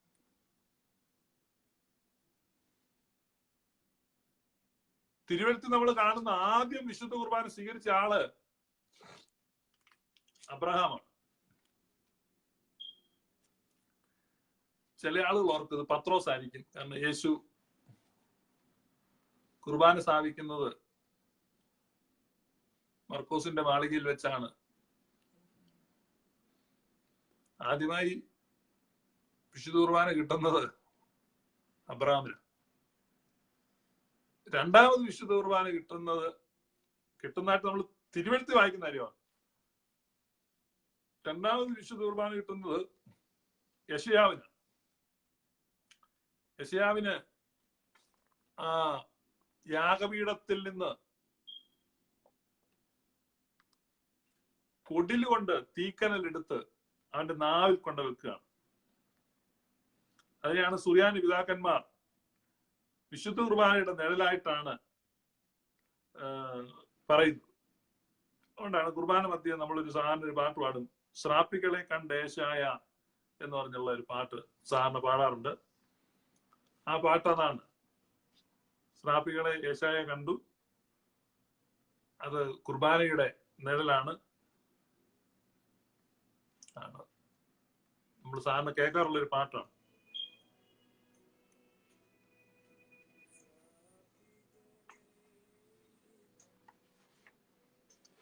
നമ്മളിവിടെ ഇത് കണ്ട കാര്യം എന്താന്ന് വെച്ച് കഴിഞ്ഞാൽ, അബ്രഹാം തന്റെ കൂടാരത്തെ സൂക്ഷിച്ചു. യാഗപീഠത്തിലൂടെ പാസ് ചെയ്യാത്ത ഒന്നും അബ്രഹാമിന്റെ കൂടാരത്തിൽ ഉണ്ടായിരുന്നില്ല. യാഗപീഠത്തിലൂടെ പാസ് ചെയ്യാത്ത ഒന്നും അബ്രഹാമിന്റെ കൂടാരത്തിൽ ഉണ്ടായിരുന്നില്ല. എന്നാൽ അബ്രഹാമിന്റെ കൂടാരത്തിൽ അവന്റെ മകൻ വളർന്നു വന്നു. ആ മകനിൽ അബ്രഹാം അത്യധികം സന്തോഷിച്ചു. ഇപ്പൊ ദൈവം അബ്രഹാമിനോട് പറഞ്ഞു, നിന്റെ കൂടാരം എല്ലാം ഓക്കെയാണ്, പക്ഷെ നിന്റെ കൂടാരത്തിൽ ഈ നിൽക്കുന്ന മകൻ അവൻ ഒരിക്കലും യാഗപീഠത്തിലൂടെ പാസ് ചെയ്തിട്ടില്ല. നീ അവനെ സമർപ്പിച്ചിട്ടില്ല. അതുകൊണ്ട് നീ അവനെ കൊണ്ട് യാഗം കഴിക്കാൻ, ഹോമയാഗം കഴിപ്പി. നിങ്ങൾ ആ വാക്യം വളരെ ശ്രദ്ധിക്കണം. പാപയാഗം കഴിക്കാനല്ല, ഈ മകനെ ഹോമയാഗം കഴിപ്പി. വളരെ വ്യക്തമായി ഡിമാൻഡ് ചെയ്യുന്നതാണ്. അപ്പൊ ഈ മകനെ ഹോമയാഗം കഴിക്കാൻ വേണ്ടി, അതൊക്കെ പണ്ടൊക്കെ ആളുകൾ പ്രസംഗിക്കുന്നത് കേൾക്കുമ്പോഴേക്കും ബാലൻ എന്നൊരു തർജിമ നമ്മുടെ ബൈബിളിലുണ്ട്. ബാലൻ എന്നുള്ള തർജിമ ഉള്ളത് കൊണ്ട് ഒരു കൊച്ചിങ്ങനെ ഒരു കൈ കൊണ്ട് ഈ വള്ളിനിക്കറും വലിച്ച് കയറ്റി ഇങ്ങനെ കരഞ്ഞോണ്ട് അപ്പന്റെ കൂടെ പോകുന്നു.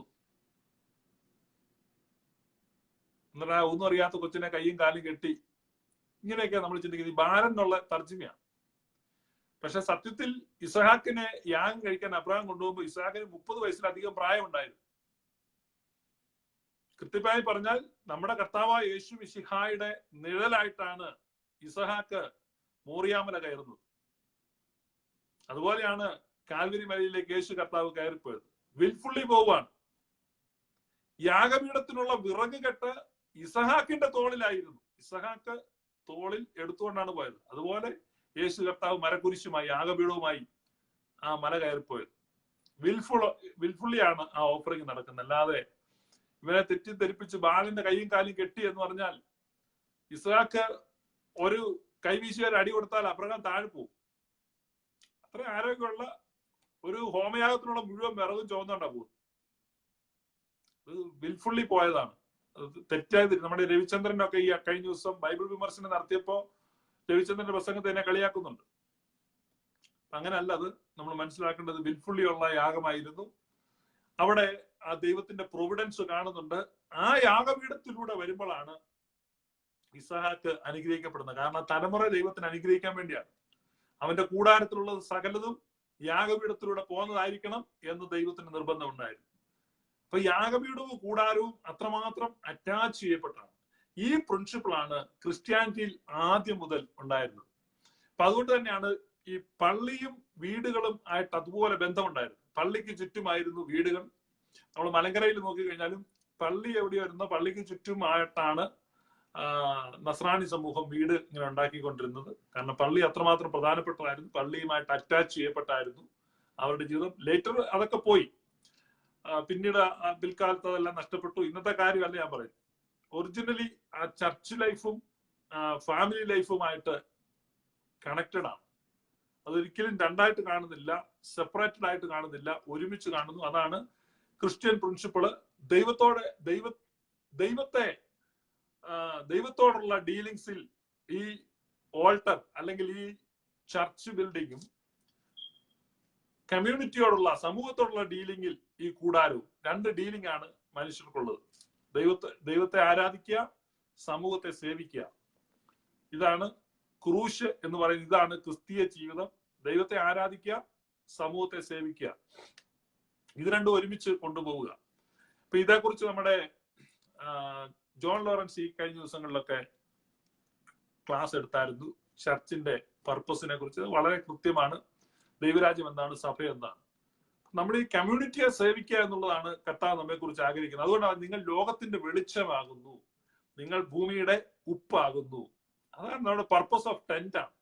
നമ്മൾ ഈ ടെന്റ് അടിച്ചു നിൽക്കുന്നതിനാണ് ലോകത്തിന്റെ വെളിച്ചം. ലോകത്തിന്റെ വെളിച്ചം എന്ന് പറഞ്ഞാൽ ഒരു ലൈറ്റ് ഇട്ട് കഴിയുമ്പോൾ ഒരു പ്രദേശം മുഴുവൻ വെളിച്ചം കിട്ടുകയാണ്. അല്ല പ്രദേശം മുഴുവൻ തീ പിടിപ്പിക്കുക എന്നുള്ളതാണ്. ഭൂമിയുടെ ഉപ്പ്, ഒരു കറിക്കകത്ത് ഉപ്പെന്ന് പറഞ്ഞാൽ ഒരു നുള്ളു ഉപ്പിടുക. അത് ഈ ലോകത്തുള്ള എല്ലാ ആളുകളെയും കൂടെ ക്രിസ്ത്യാനികളാക്കുക എന്നുള്ളതാണ്. നമ്മൾ തെറ്റിദ്ധരിച്ചിരിക്കുകയാണ്. എന്നിട്ട് ഭയങ്കര പ്രാർത്ഥന, ഇന്ത്യ ക്രിസ്തീയ രാജ്യമാകാനും. അതെല്ലാം ഫൂളിഷ് പ്രേയേഴ്സ് ആണ്, ദൈവത്തിന്റെ പർപ്പസ് അല്ല. ഞങ്ങളുടെ ദേശത്ത് കർത്താവെ ഈ നാട്ടിലെല്ലാം മുഴുവൻ ജാതികളാണ്, അവരാണ്, ഇവരാണ്. കർത്താവ് ഈ നാടിനെ സന്ദർശിക്കണമേ, ഈ ദേശത്തെ സന്ദർശിക്കണമേ, ഇവിടെ ഇറങ്ങി വരണമേ, ഇവരെ എല്ലാം മാനസാന്തരപ്പെടുത്തണം. എന്തിനെ? ഞാൻ പറഞ്ഞ ഇപ്പൊ ഇന്നാള് ഞാനൊരു പ്രാവശ്യം പറഞ്ഞു, ഈ തൃശ്ശൂരുള്ളവരെല്ലാം കൂടെ പെന്തക്കോസ്തുകാരാകണേ തൃശ്ശൂർ പൂരം മുഴുവൻ വെളുത്തു പോകും. പിന്നെ എല്ലാം വെള്ള ഇട്ടിങ്ങനെ വെള്ള കൊടയൊക്കെ പിടിച്ച് നടക്കണം. ഇതൊന്നും ദൈവത്തിന്റെ പർപ്പസ് അല്ല. ദൈവം നിന്നെ കുറിച്ച് ഉദ്ദേശിക്കുന്നത് നീ ലോകത്തിന്റെ വെളിച്ചമാകണം. ഓരോ ക്രൈസ്തവരെ കുറിച്ചും ദൈവം ഉദ്ദേശിക്കുന്നത് നീ ലോകത്തിന്റെ വെളിച്ചമാകണം, നീ ഭൂമിയുടെ ഉപ്പാകണം. അല്ല ഇത് മുഴുവൻ ഉപ്പാക്കി മാറ്റാനോ ഇത് മുഴുവൻ വെളിച്ചമാക്കി മാറ്റാനല്ല. നീ വെളിച്ചമാവുക, നീ ഉപ്പാവുക. ഇതാണ് ദൈവത്തിന്റെ ഉദ്ദേശം. ദൈവം എല്ലാവരെയും സ്നേഹിക്കുന്നു.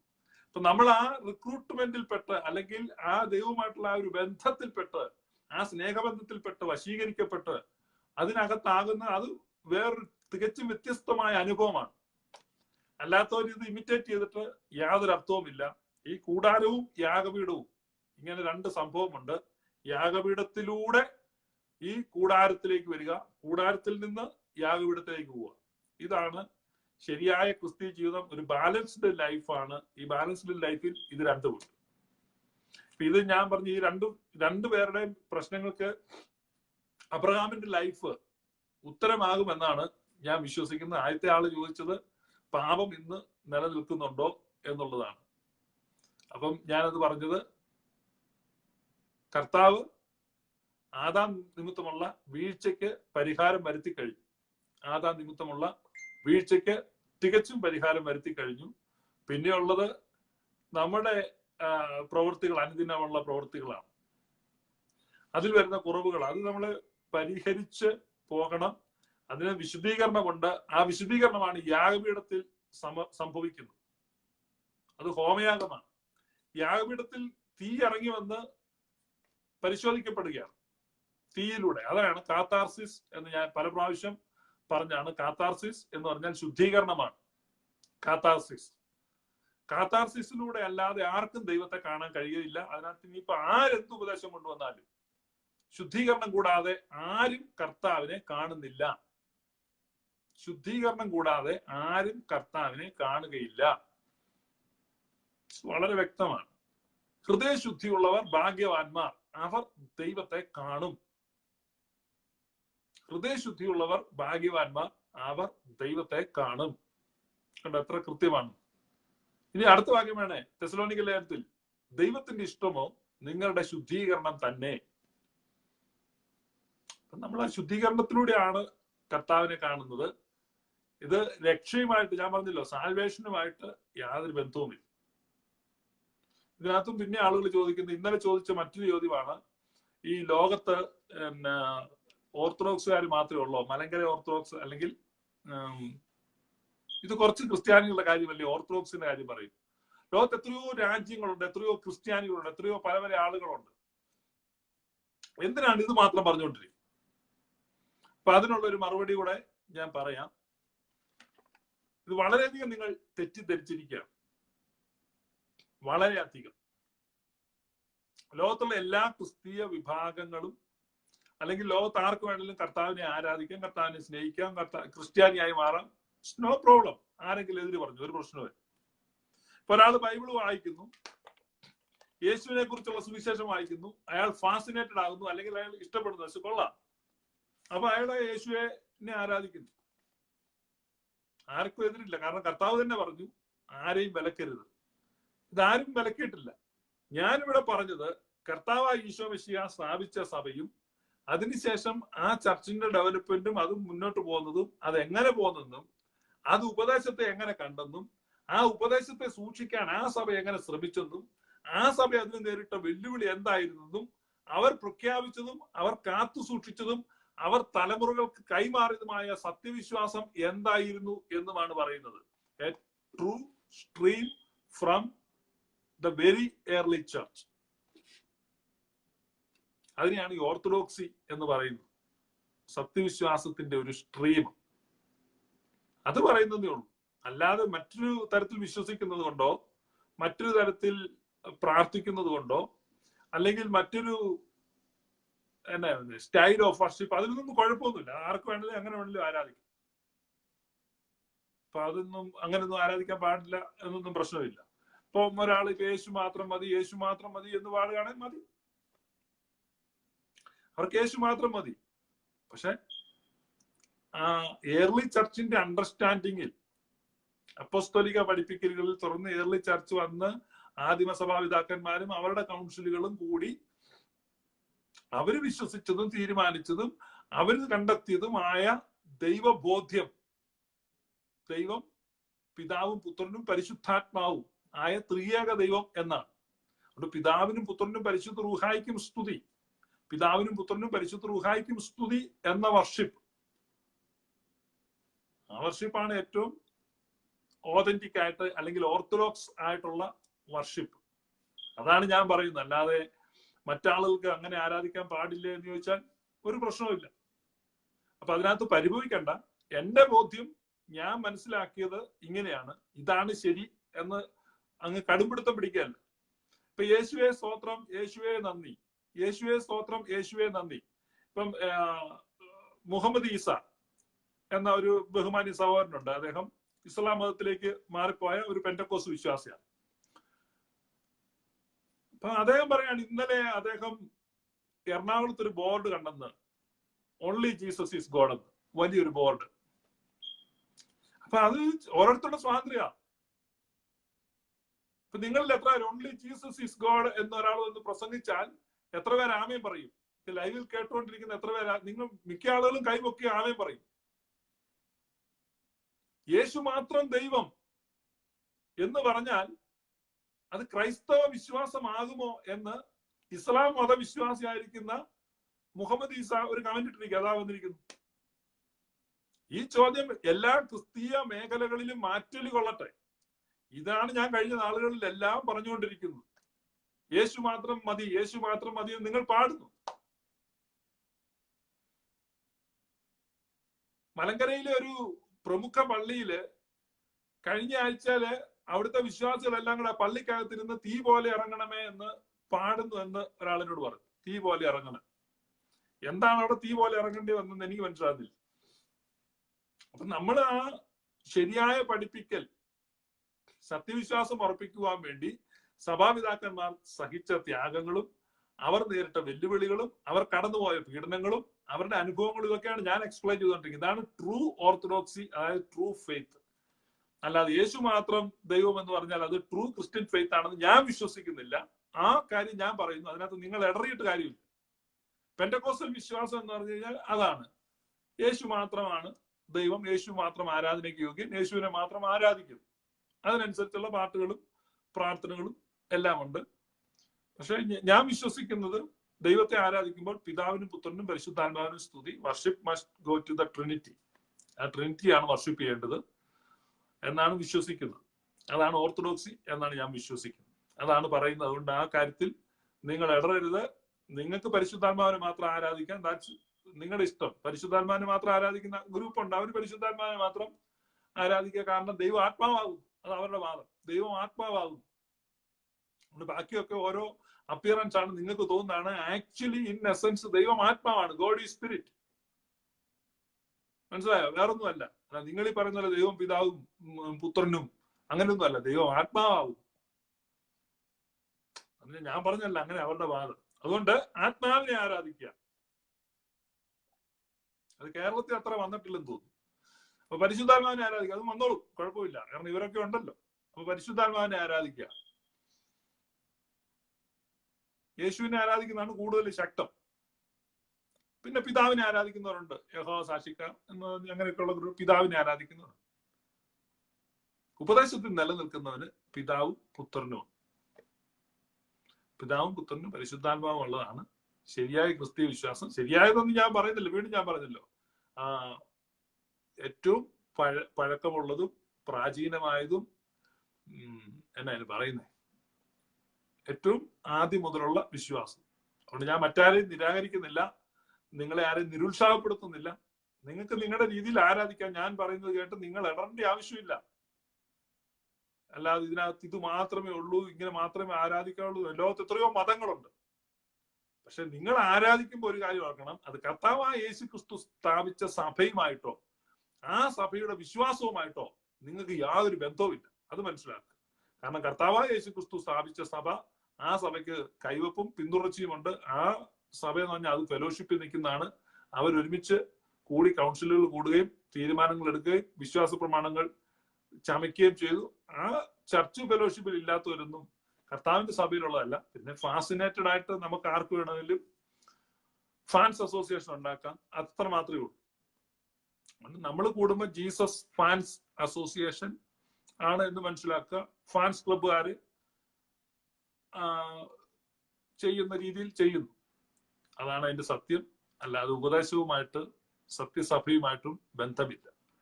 ക്രിസ്ത്യൻ ലൈഫിൽ നമുക്ക് ഈ പ്രിൻസിപ്പിൾ നമ്മൾ അബ്രഹാമിന്റെ ലൈഫിൽ കാണുന്ന പോലെ കൂടാരവും യാഗപീഠവും ഉണ്ടായിരിക്കണം. ചില ആൾക്ക് യാഗപീഠം മാത്രമേ ഉള്ളൂ, ചില ആൾക്ക് കൂടാരം മാത്രമേ ഉള്ളൂ. പക്ഷെ കൂടാരവും യാഗപീഠവും ഒരുപോലെ ബാലൻസ്ഡ് ആയിട്ട് യാഗപീഠത്തിൽ കൂടെ വരുന്നത് മാത്രം എന്റെ കൂടാരത്തിലുള്ളൂ.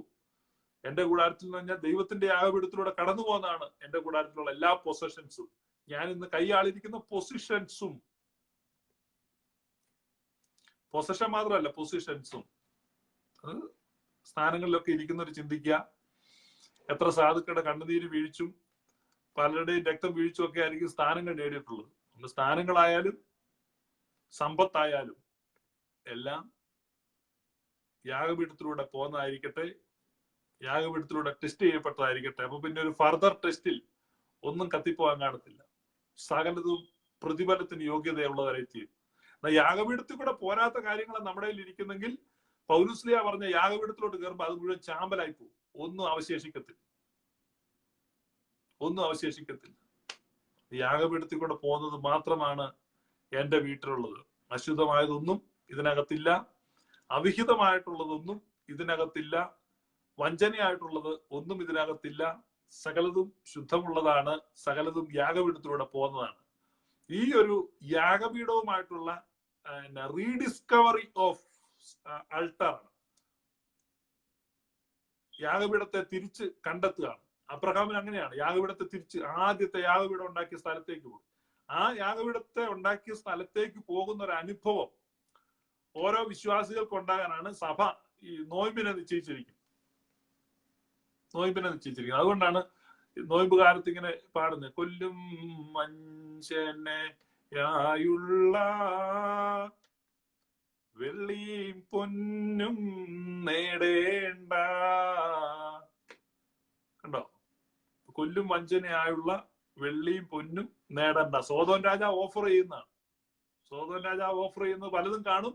ആ വെള്ളിയും പൊന്നും ഒന്നും നീ മേടിക്കണ്ട, മറിച്ച് നിത്യജീവൻ പ്രാപിപ്പാൻ എന്ന് പറഞ്ഞാൽ അപ്പുറത്ത് നിത്യജീവന്റെ പർദീസയിൽ ആദാൻ രുചി നോക്കാത്ത ഫലം അപ്പവും മീഞ്ഞുമായി ഓഫർ ചെയ്ത് ശാലേൻ രാജാവും അത്യുന്നത ദൈവത്തിന്റെ പുരോഹിതനുമായിരിക്കുന്ന മൽക്കീസദേക്ക് നിൽക്കുമ്പോൾ, ആ മൽക്കീസദേക്കിന്റെ ക്രമപ്രകാരമുള്ള കർത്താവായ ഈശോ മിശിഹായുടെ കൂട്ടായ്മയിൽ ആ ദിവ്യഭോജ്യങ്ങളെ അർപ്പിക്കുമ്പോൾ നമ്മളിൽ നിന്നുള്ള എല്ലാ അശുദ്ധിയും, എല്ലാ വഞ്ചനയും, എല്ലാ തിന്മയും, എല്ലാ ചതിവും, എല്ലാ കളവും ഈ യാഗപീഠത്തിൽ അർപ്പിക്കാം. അപ്പൊ യാഗപീഠത്തിൽ അർപ്പിക്കേണ്ടത് എന്താണ്?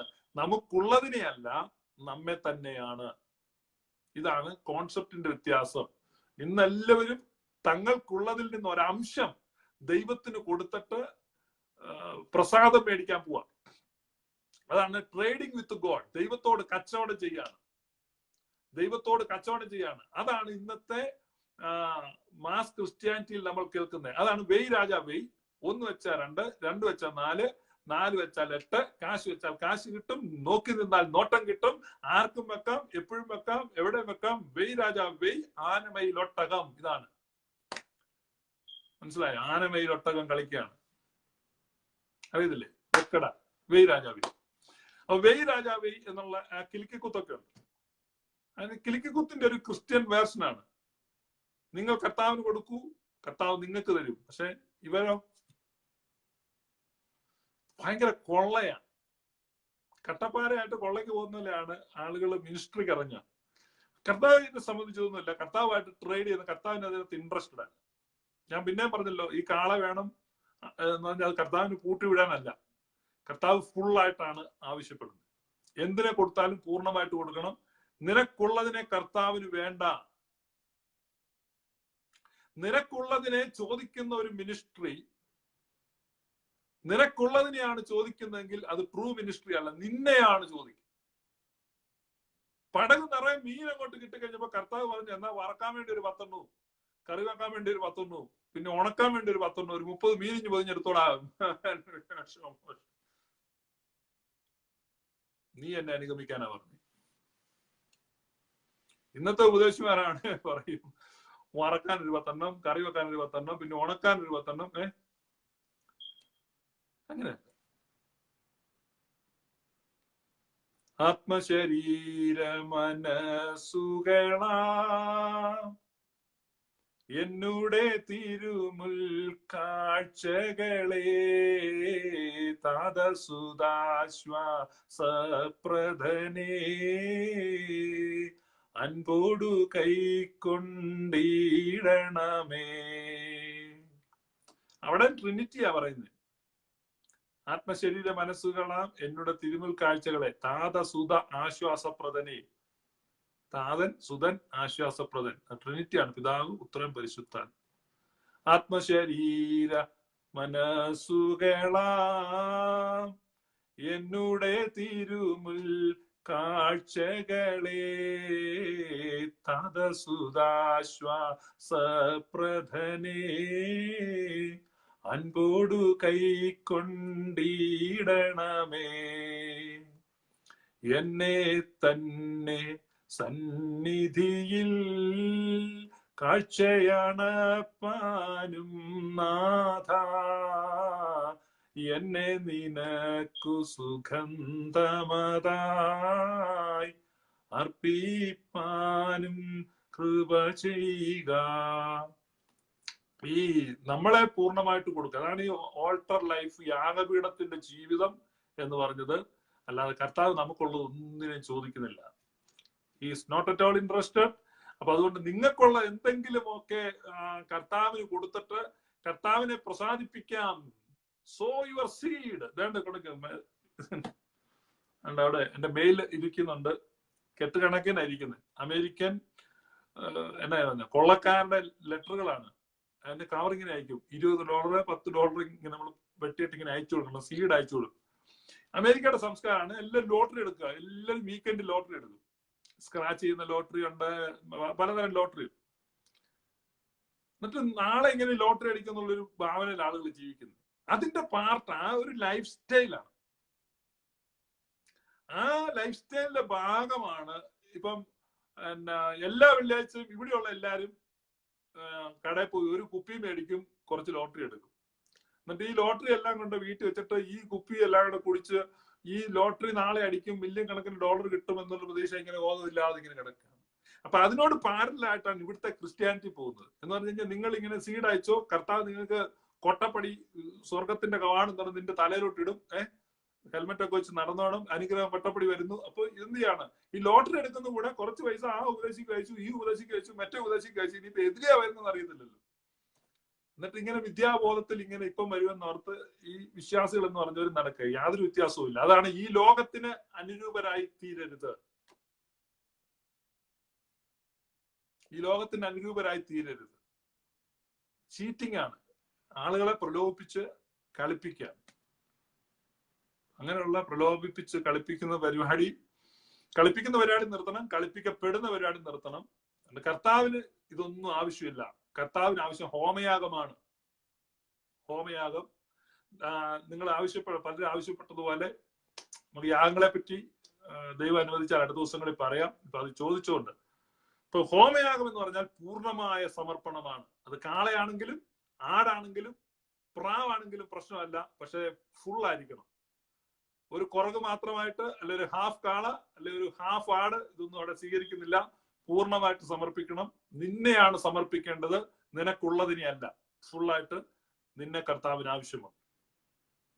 ആ യാഗപീഠത്തിലൂടെ കടന്നു പോകുന്നതാണ് കൂടാരത്തിൽ നിൽക്കുന്നത്. നമ്മൾ യാഗപീഠത്തിലൂടെ കടന്നു പോകുമ്പോൾ നമ്മുടെ ഇച്ഛകൾ, നമ്മുടെ അഭിലാഷങ്ങൾ, നമ്മുടെ വികാരങ്ങൾ, നമ്മുടെ ചിന്തകൾ, ഇതെല്ലാം യാഗപീഠത്തിൽ സമർപ്പിക്കപ്പെടും. ഇത് കഠിന വാക്ക്.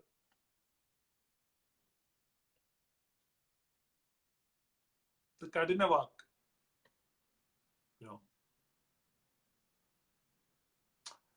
എങ്ങനെ കഠിന വാക്കാകുന്നത്? കർത്താവിനോട് ചേർന്നിരിക്കല്ലേ. അതാ പറഞ്ഞത്. ആകയാൽ സഹോദരന്മാരെ, ദൈവത്തിന്റെ മനസ്സിൽ ഓർപ്പിച്ച് ഞാൻ നിങ്ങളെ പ്രബോധിപ്പിക്കുന്നെന്തെന്നാൽ, അവൻ ആരാണ്? മനസ്സലിവുള്ള പിതാവും സർവാശ്വാസങ്ങളുടെ ഉറവിടവുമാണ്. മനസ്സലിവുള്ള പിതാവാണ്. നീ ദുഷ്ട മനുഷ്യൻ, നീ കഠിന മനുഷ്യൻ, നീ വിതയ്ക്കാത്തടത്തു നിന്ന് കൊയ്യുകയും വിതറാത്തടത്തു നിന്ന് പെറുക്കുകയും ചെയ്യും. എന്തൊരു കോൺസെപ്റ്റാണ് ദൈവത്തെ കുറിച്ചുള്ള. അപ്പൊ ദൈവത്തെ കുറിച്ചുള്ള നമ്മുടെ റോങ് കോൺസെപ്റ്റ് ആണ്. അത് ഡിവലിസമാണ്. എന്ന് പറഞ്ഞാൽ ദൈവത്തെ മാറ്റി നിർത്തുകയാണ്. യൂണിയനാണ് ഒറിജിനൽ ക്രിസ്ത്യാനിറ്റി. ഇത് വെസ്റ്റേൺ തിയോളജിയാണ്. ഈ ഡിവലിസം എന്ന് പറഞ്ഞാൽ കർത്താവിനെ മാറ്റി നിർത്തുക, സ്വർഗത്തെ മാറ്റി നിർത്തുക, സെപ്പറേറ്റ് ചെയ്യാണ്. അത് വേറെയാണ്. നമ്മൾ പറയുന്നു, തീരും എന്റെ കഷ്ടം ഇന്നീ മഞ്ഞിലേ, അന്നു മാറും എന്റെ ദുഃഖം നിശ്ചയം തന്നെ, അന്നു തന്റെ ശുദ്ധരൊത്തു പാടിയാർക്കുമേ. എന്തൊരു ബോഷ്കാണെന്നോ. അത് ക്രിസ്ത്യാനിറ്റി അല്ല, ക്രിസ്ത്യൻ പ്രിൻസിപ്പിൾ അല്ല. പാട്ടിനകത്ത് പാടുന്ന സന്തോഷിക്കുന്നവർ കാണുമായിരിക്കും നിങ്ങൾ. കാരണം ആ പാട്ട് നിങ്ങൾ പാടിക്കോ, 100 പ്രാവശ്യം പാടിക്കഴിഞ്ഞാലും പാടിക്കഴിയുമ്പോൾ നിങ്ങൾക്ക് ഭയങ്കരമായ ഒരു വിഹ്വലതയും നിരാശയുമായിരിക്കും ഫലം. കാരണം നിങ്ങൾ നിങ്ങളെ തന്നെ കർത്താവിൽ നിന്ന് അകറ്റുകയാണ്. എന്നു തീരും എന്റെ കഷ്ടം ഇന്നീ മഞ്ഞിലേ, അന്നു മാറും എന്റെ എന്ന് ഹാർ ഫ്യൂച്ചർ. ഇപ്പൊ നിനക്ക് ദൈവമായിട്ട് ഒരു ബന്ധവുമില്ല. ദൈവമായിട്ട് കർത്താവ് ഇങ്ങോട്ട് വന്നു, നമ്മൾ കർത്താവിന്, നമ്മൾ അവൻ നമ്മിലുമാണ്. ഇതാണ് ക്രിസ്ത്യൻ എക്സ്പീരിയൻസ്. പക്ഷെ ഇവിടെ പറയുന്നത് വെസ്റ്റേൺ തിയോളജിയിലെ ഡിവലിസമാണ്, സെപ്പറേറ്റിസമാണ്, മാറ്റിക്കൊണ്ടുപോവാണ്. അതുകൊണ്ടാണ് പറയുന്നത് നമുക്കുള്ളത് കർത്താവിനുള്ളത് വേറെ. ഇതിൽ മാറിയിട്ട് കർത്താവ് നമ്മളോട് ഒന്നിച്ചു ചേരുന്ന കാര്യമാണ് ഈ റോമർ 12 പറയുന്നത്. അല്ലാതെ നമ്മളെ വിഷമിപ്പിക്കാനുള്ള കാര്യമല്ല. കർത്താവ് നമ്മളുമായിട്ട് ഒന്നിച്ച് പോകുന്ന കാര്യമാണ് ഇതിനകത്ത് പറയുന്നത്. അതായത് എന്നു തീരും എന്റെ കഷ്ടം എന്ന് പറഞ്ഞ് നിലവിളിക്കുന്ന കാര്യമല്ല.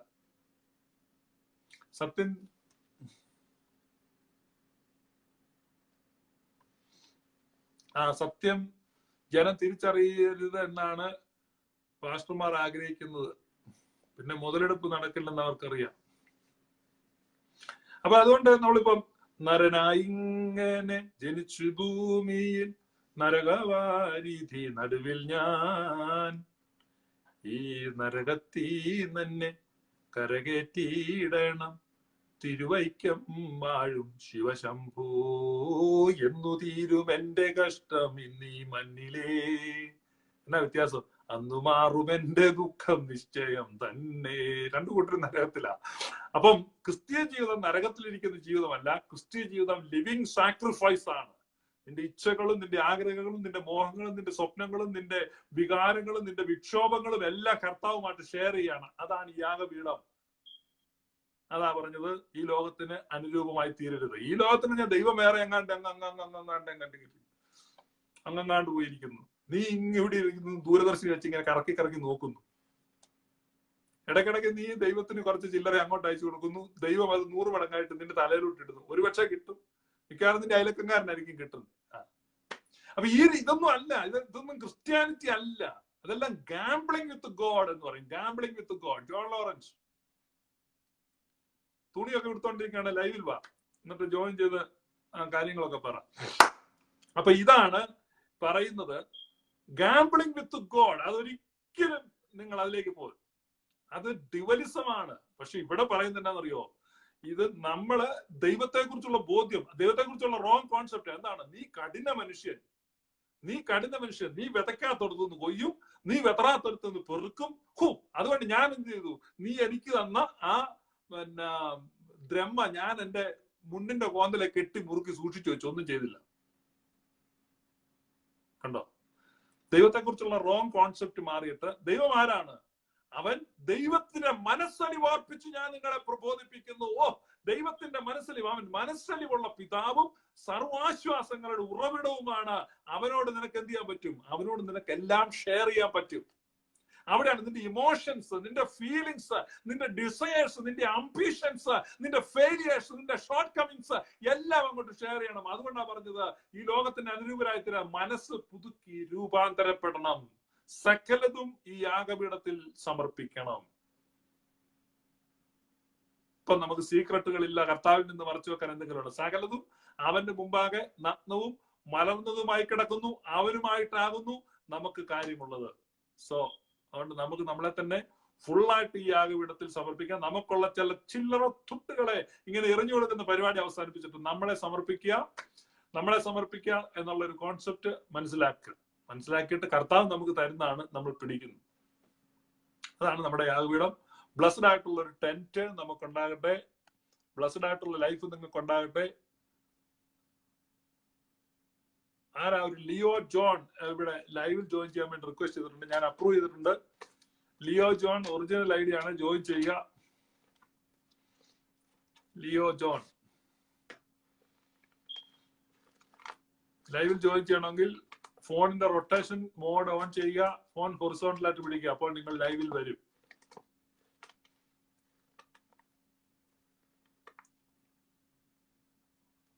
ആഡ് ചെയ്തിരിക്കുകയാണ്. ഗോ ലൈവ് എന്ന ബ്ലൂ ബട്ടനെ ഞെക്ക്. ആ ബ്ലൂ ബട്ടനെ ഞെക്കണമെങ്കിൽ ഫോൺ ഹൊറിസോണ്ടലായിട്ട് പിടിക്കണം.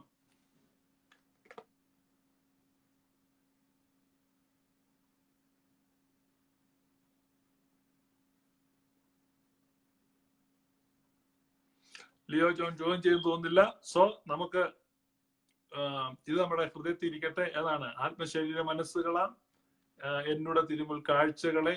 നമ്മൾ ആ പാട്ട് പാടുമ്പം നിങ്ങൾ ഓർക്കുക, അബ്രഹാമിന്റെ ലൈഫ് ഓർക്കുക, ആ അനുഗ്രഹം ഓർക്കുക. നമുക്കും പറയാം ആ കർത്താവിനോട് ചേർന്നുള്ള ജീവിതം.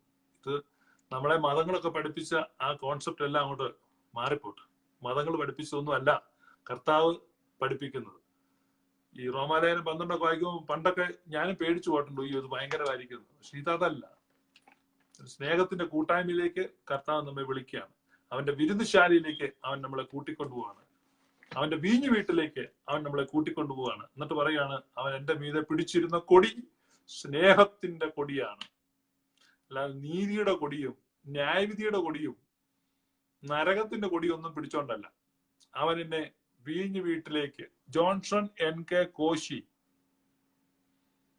Wants to join. Johnson NK Koshi wants to join.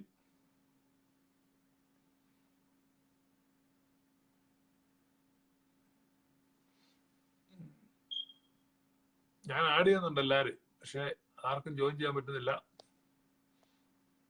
That's it.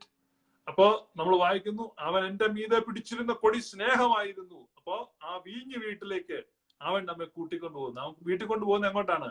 വീഞ്ഞു വീട്ടിലേക്കാണ്. ലഹരി പിടിപ്പിക്കുന്ന ആ വീഞ്ഞു വീട്ടിലേക്ക്. വേറെ എങ്ങും അല്ല. ഒരു കശാപ്പ് കടയിൽ കൊണ്ടുപോയി നിന്നെ ഇങ്ങനെ മുറിക്കാൻ വേണ്ടി ഒന്നുമല്ല കർത്താവ് വിളിക്കുന്നത്. അവൻ വിളിക്കുന്നത് അവന്റെ രസത്തിലേക്ക്, അവന്റെ ഫെലോഷിപ്പിലേക്ക് എന്ന് പറഞ്ഞു കഴിഞ്ഞാൽ അതിന് ഇതിൽ കൂടുതൽ ഡിസ്ക്രൈബ് ചെയ്യാനില്ല. അവൻ വീഞ്ഞു വീട്ടിലേക്ക്, വൈൻ ഹൗസിലേക്ക്, വീഞ്ഞു വീട്ടിലേക്ക് അവൻ നിന്നെ കൂട്ടിക്കൊണ്ടുപോവാണ്. നിന്റെ മീതെ അവൻ പിടിക്കുന്ന കൊടി സ്നേഹത്തിന്റെ കൊടിയാണ്. സ്നേഹത്തിന്റെ കൊടിയാണ്. ആ സ്നേഹത്തിന്റെ കൊടി പിടിച്ചുകൊണ്ട് ആ വീഞ്ഞു വീട്ടിലേക്കുള്ള യാത്രയിൽ ജോയിൻ ചെയ്യുവാൻ നിങ്ങൾക്ക് സഹായിക്കട്ടെ. Thank you for watching. Thank you for joining. ദൈവം നിങ്ങളെല്ലാം ധാരാളമായി അനുഗ്രഹിക്കട്ടെ. God bless you.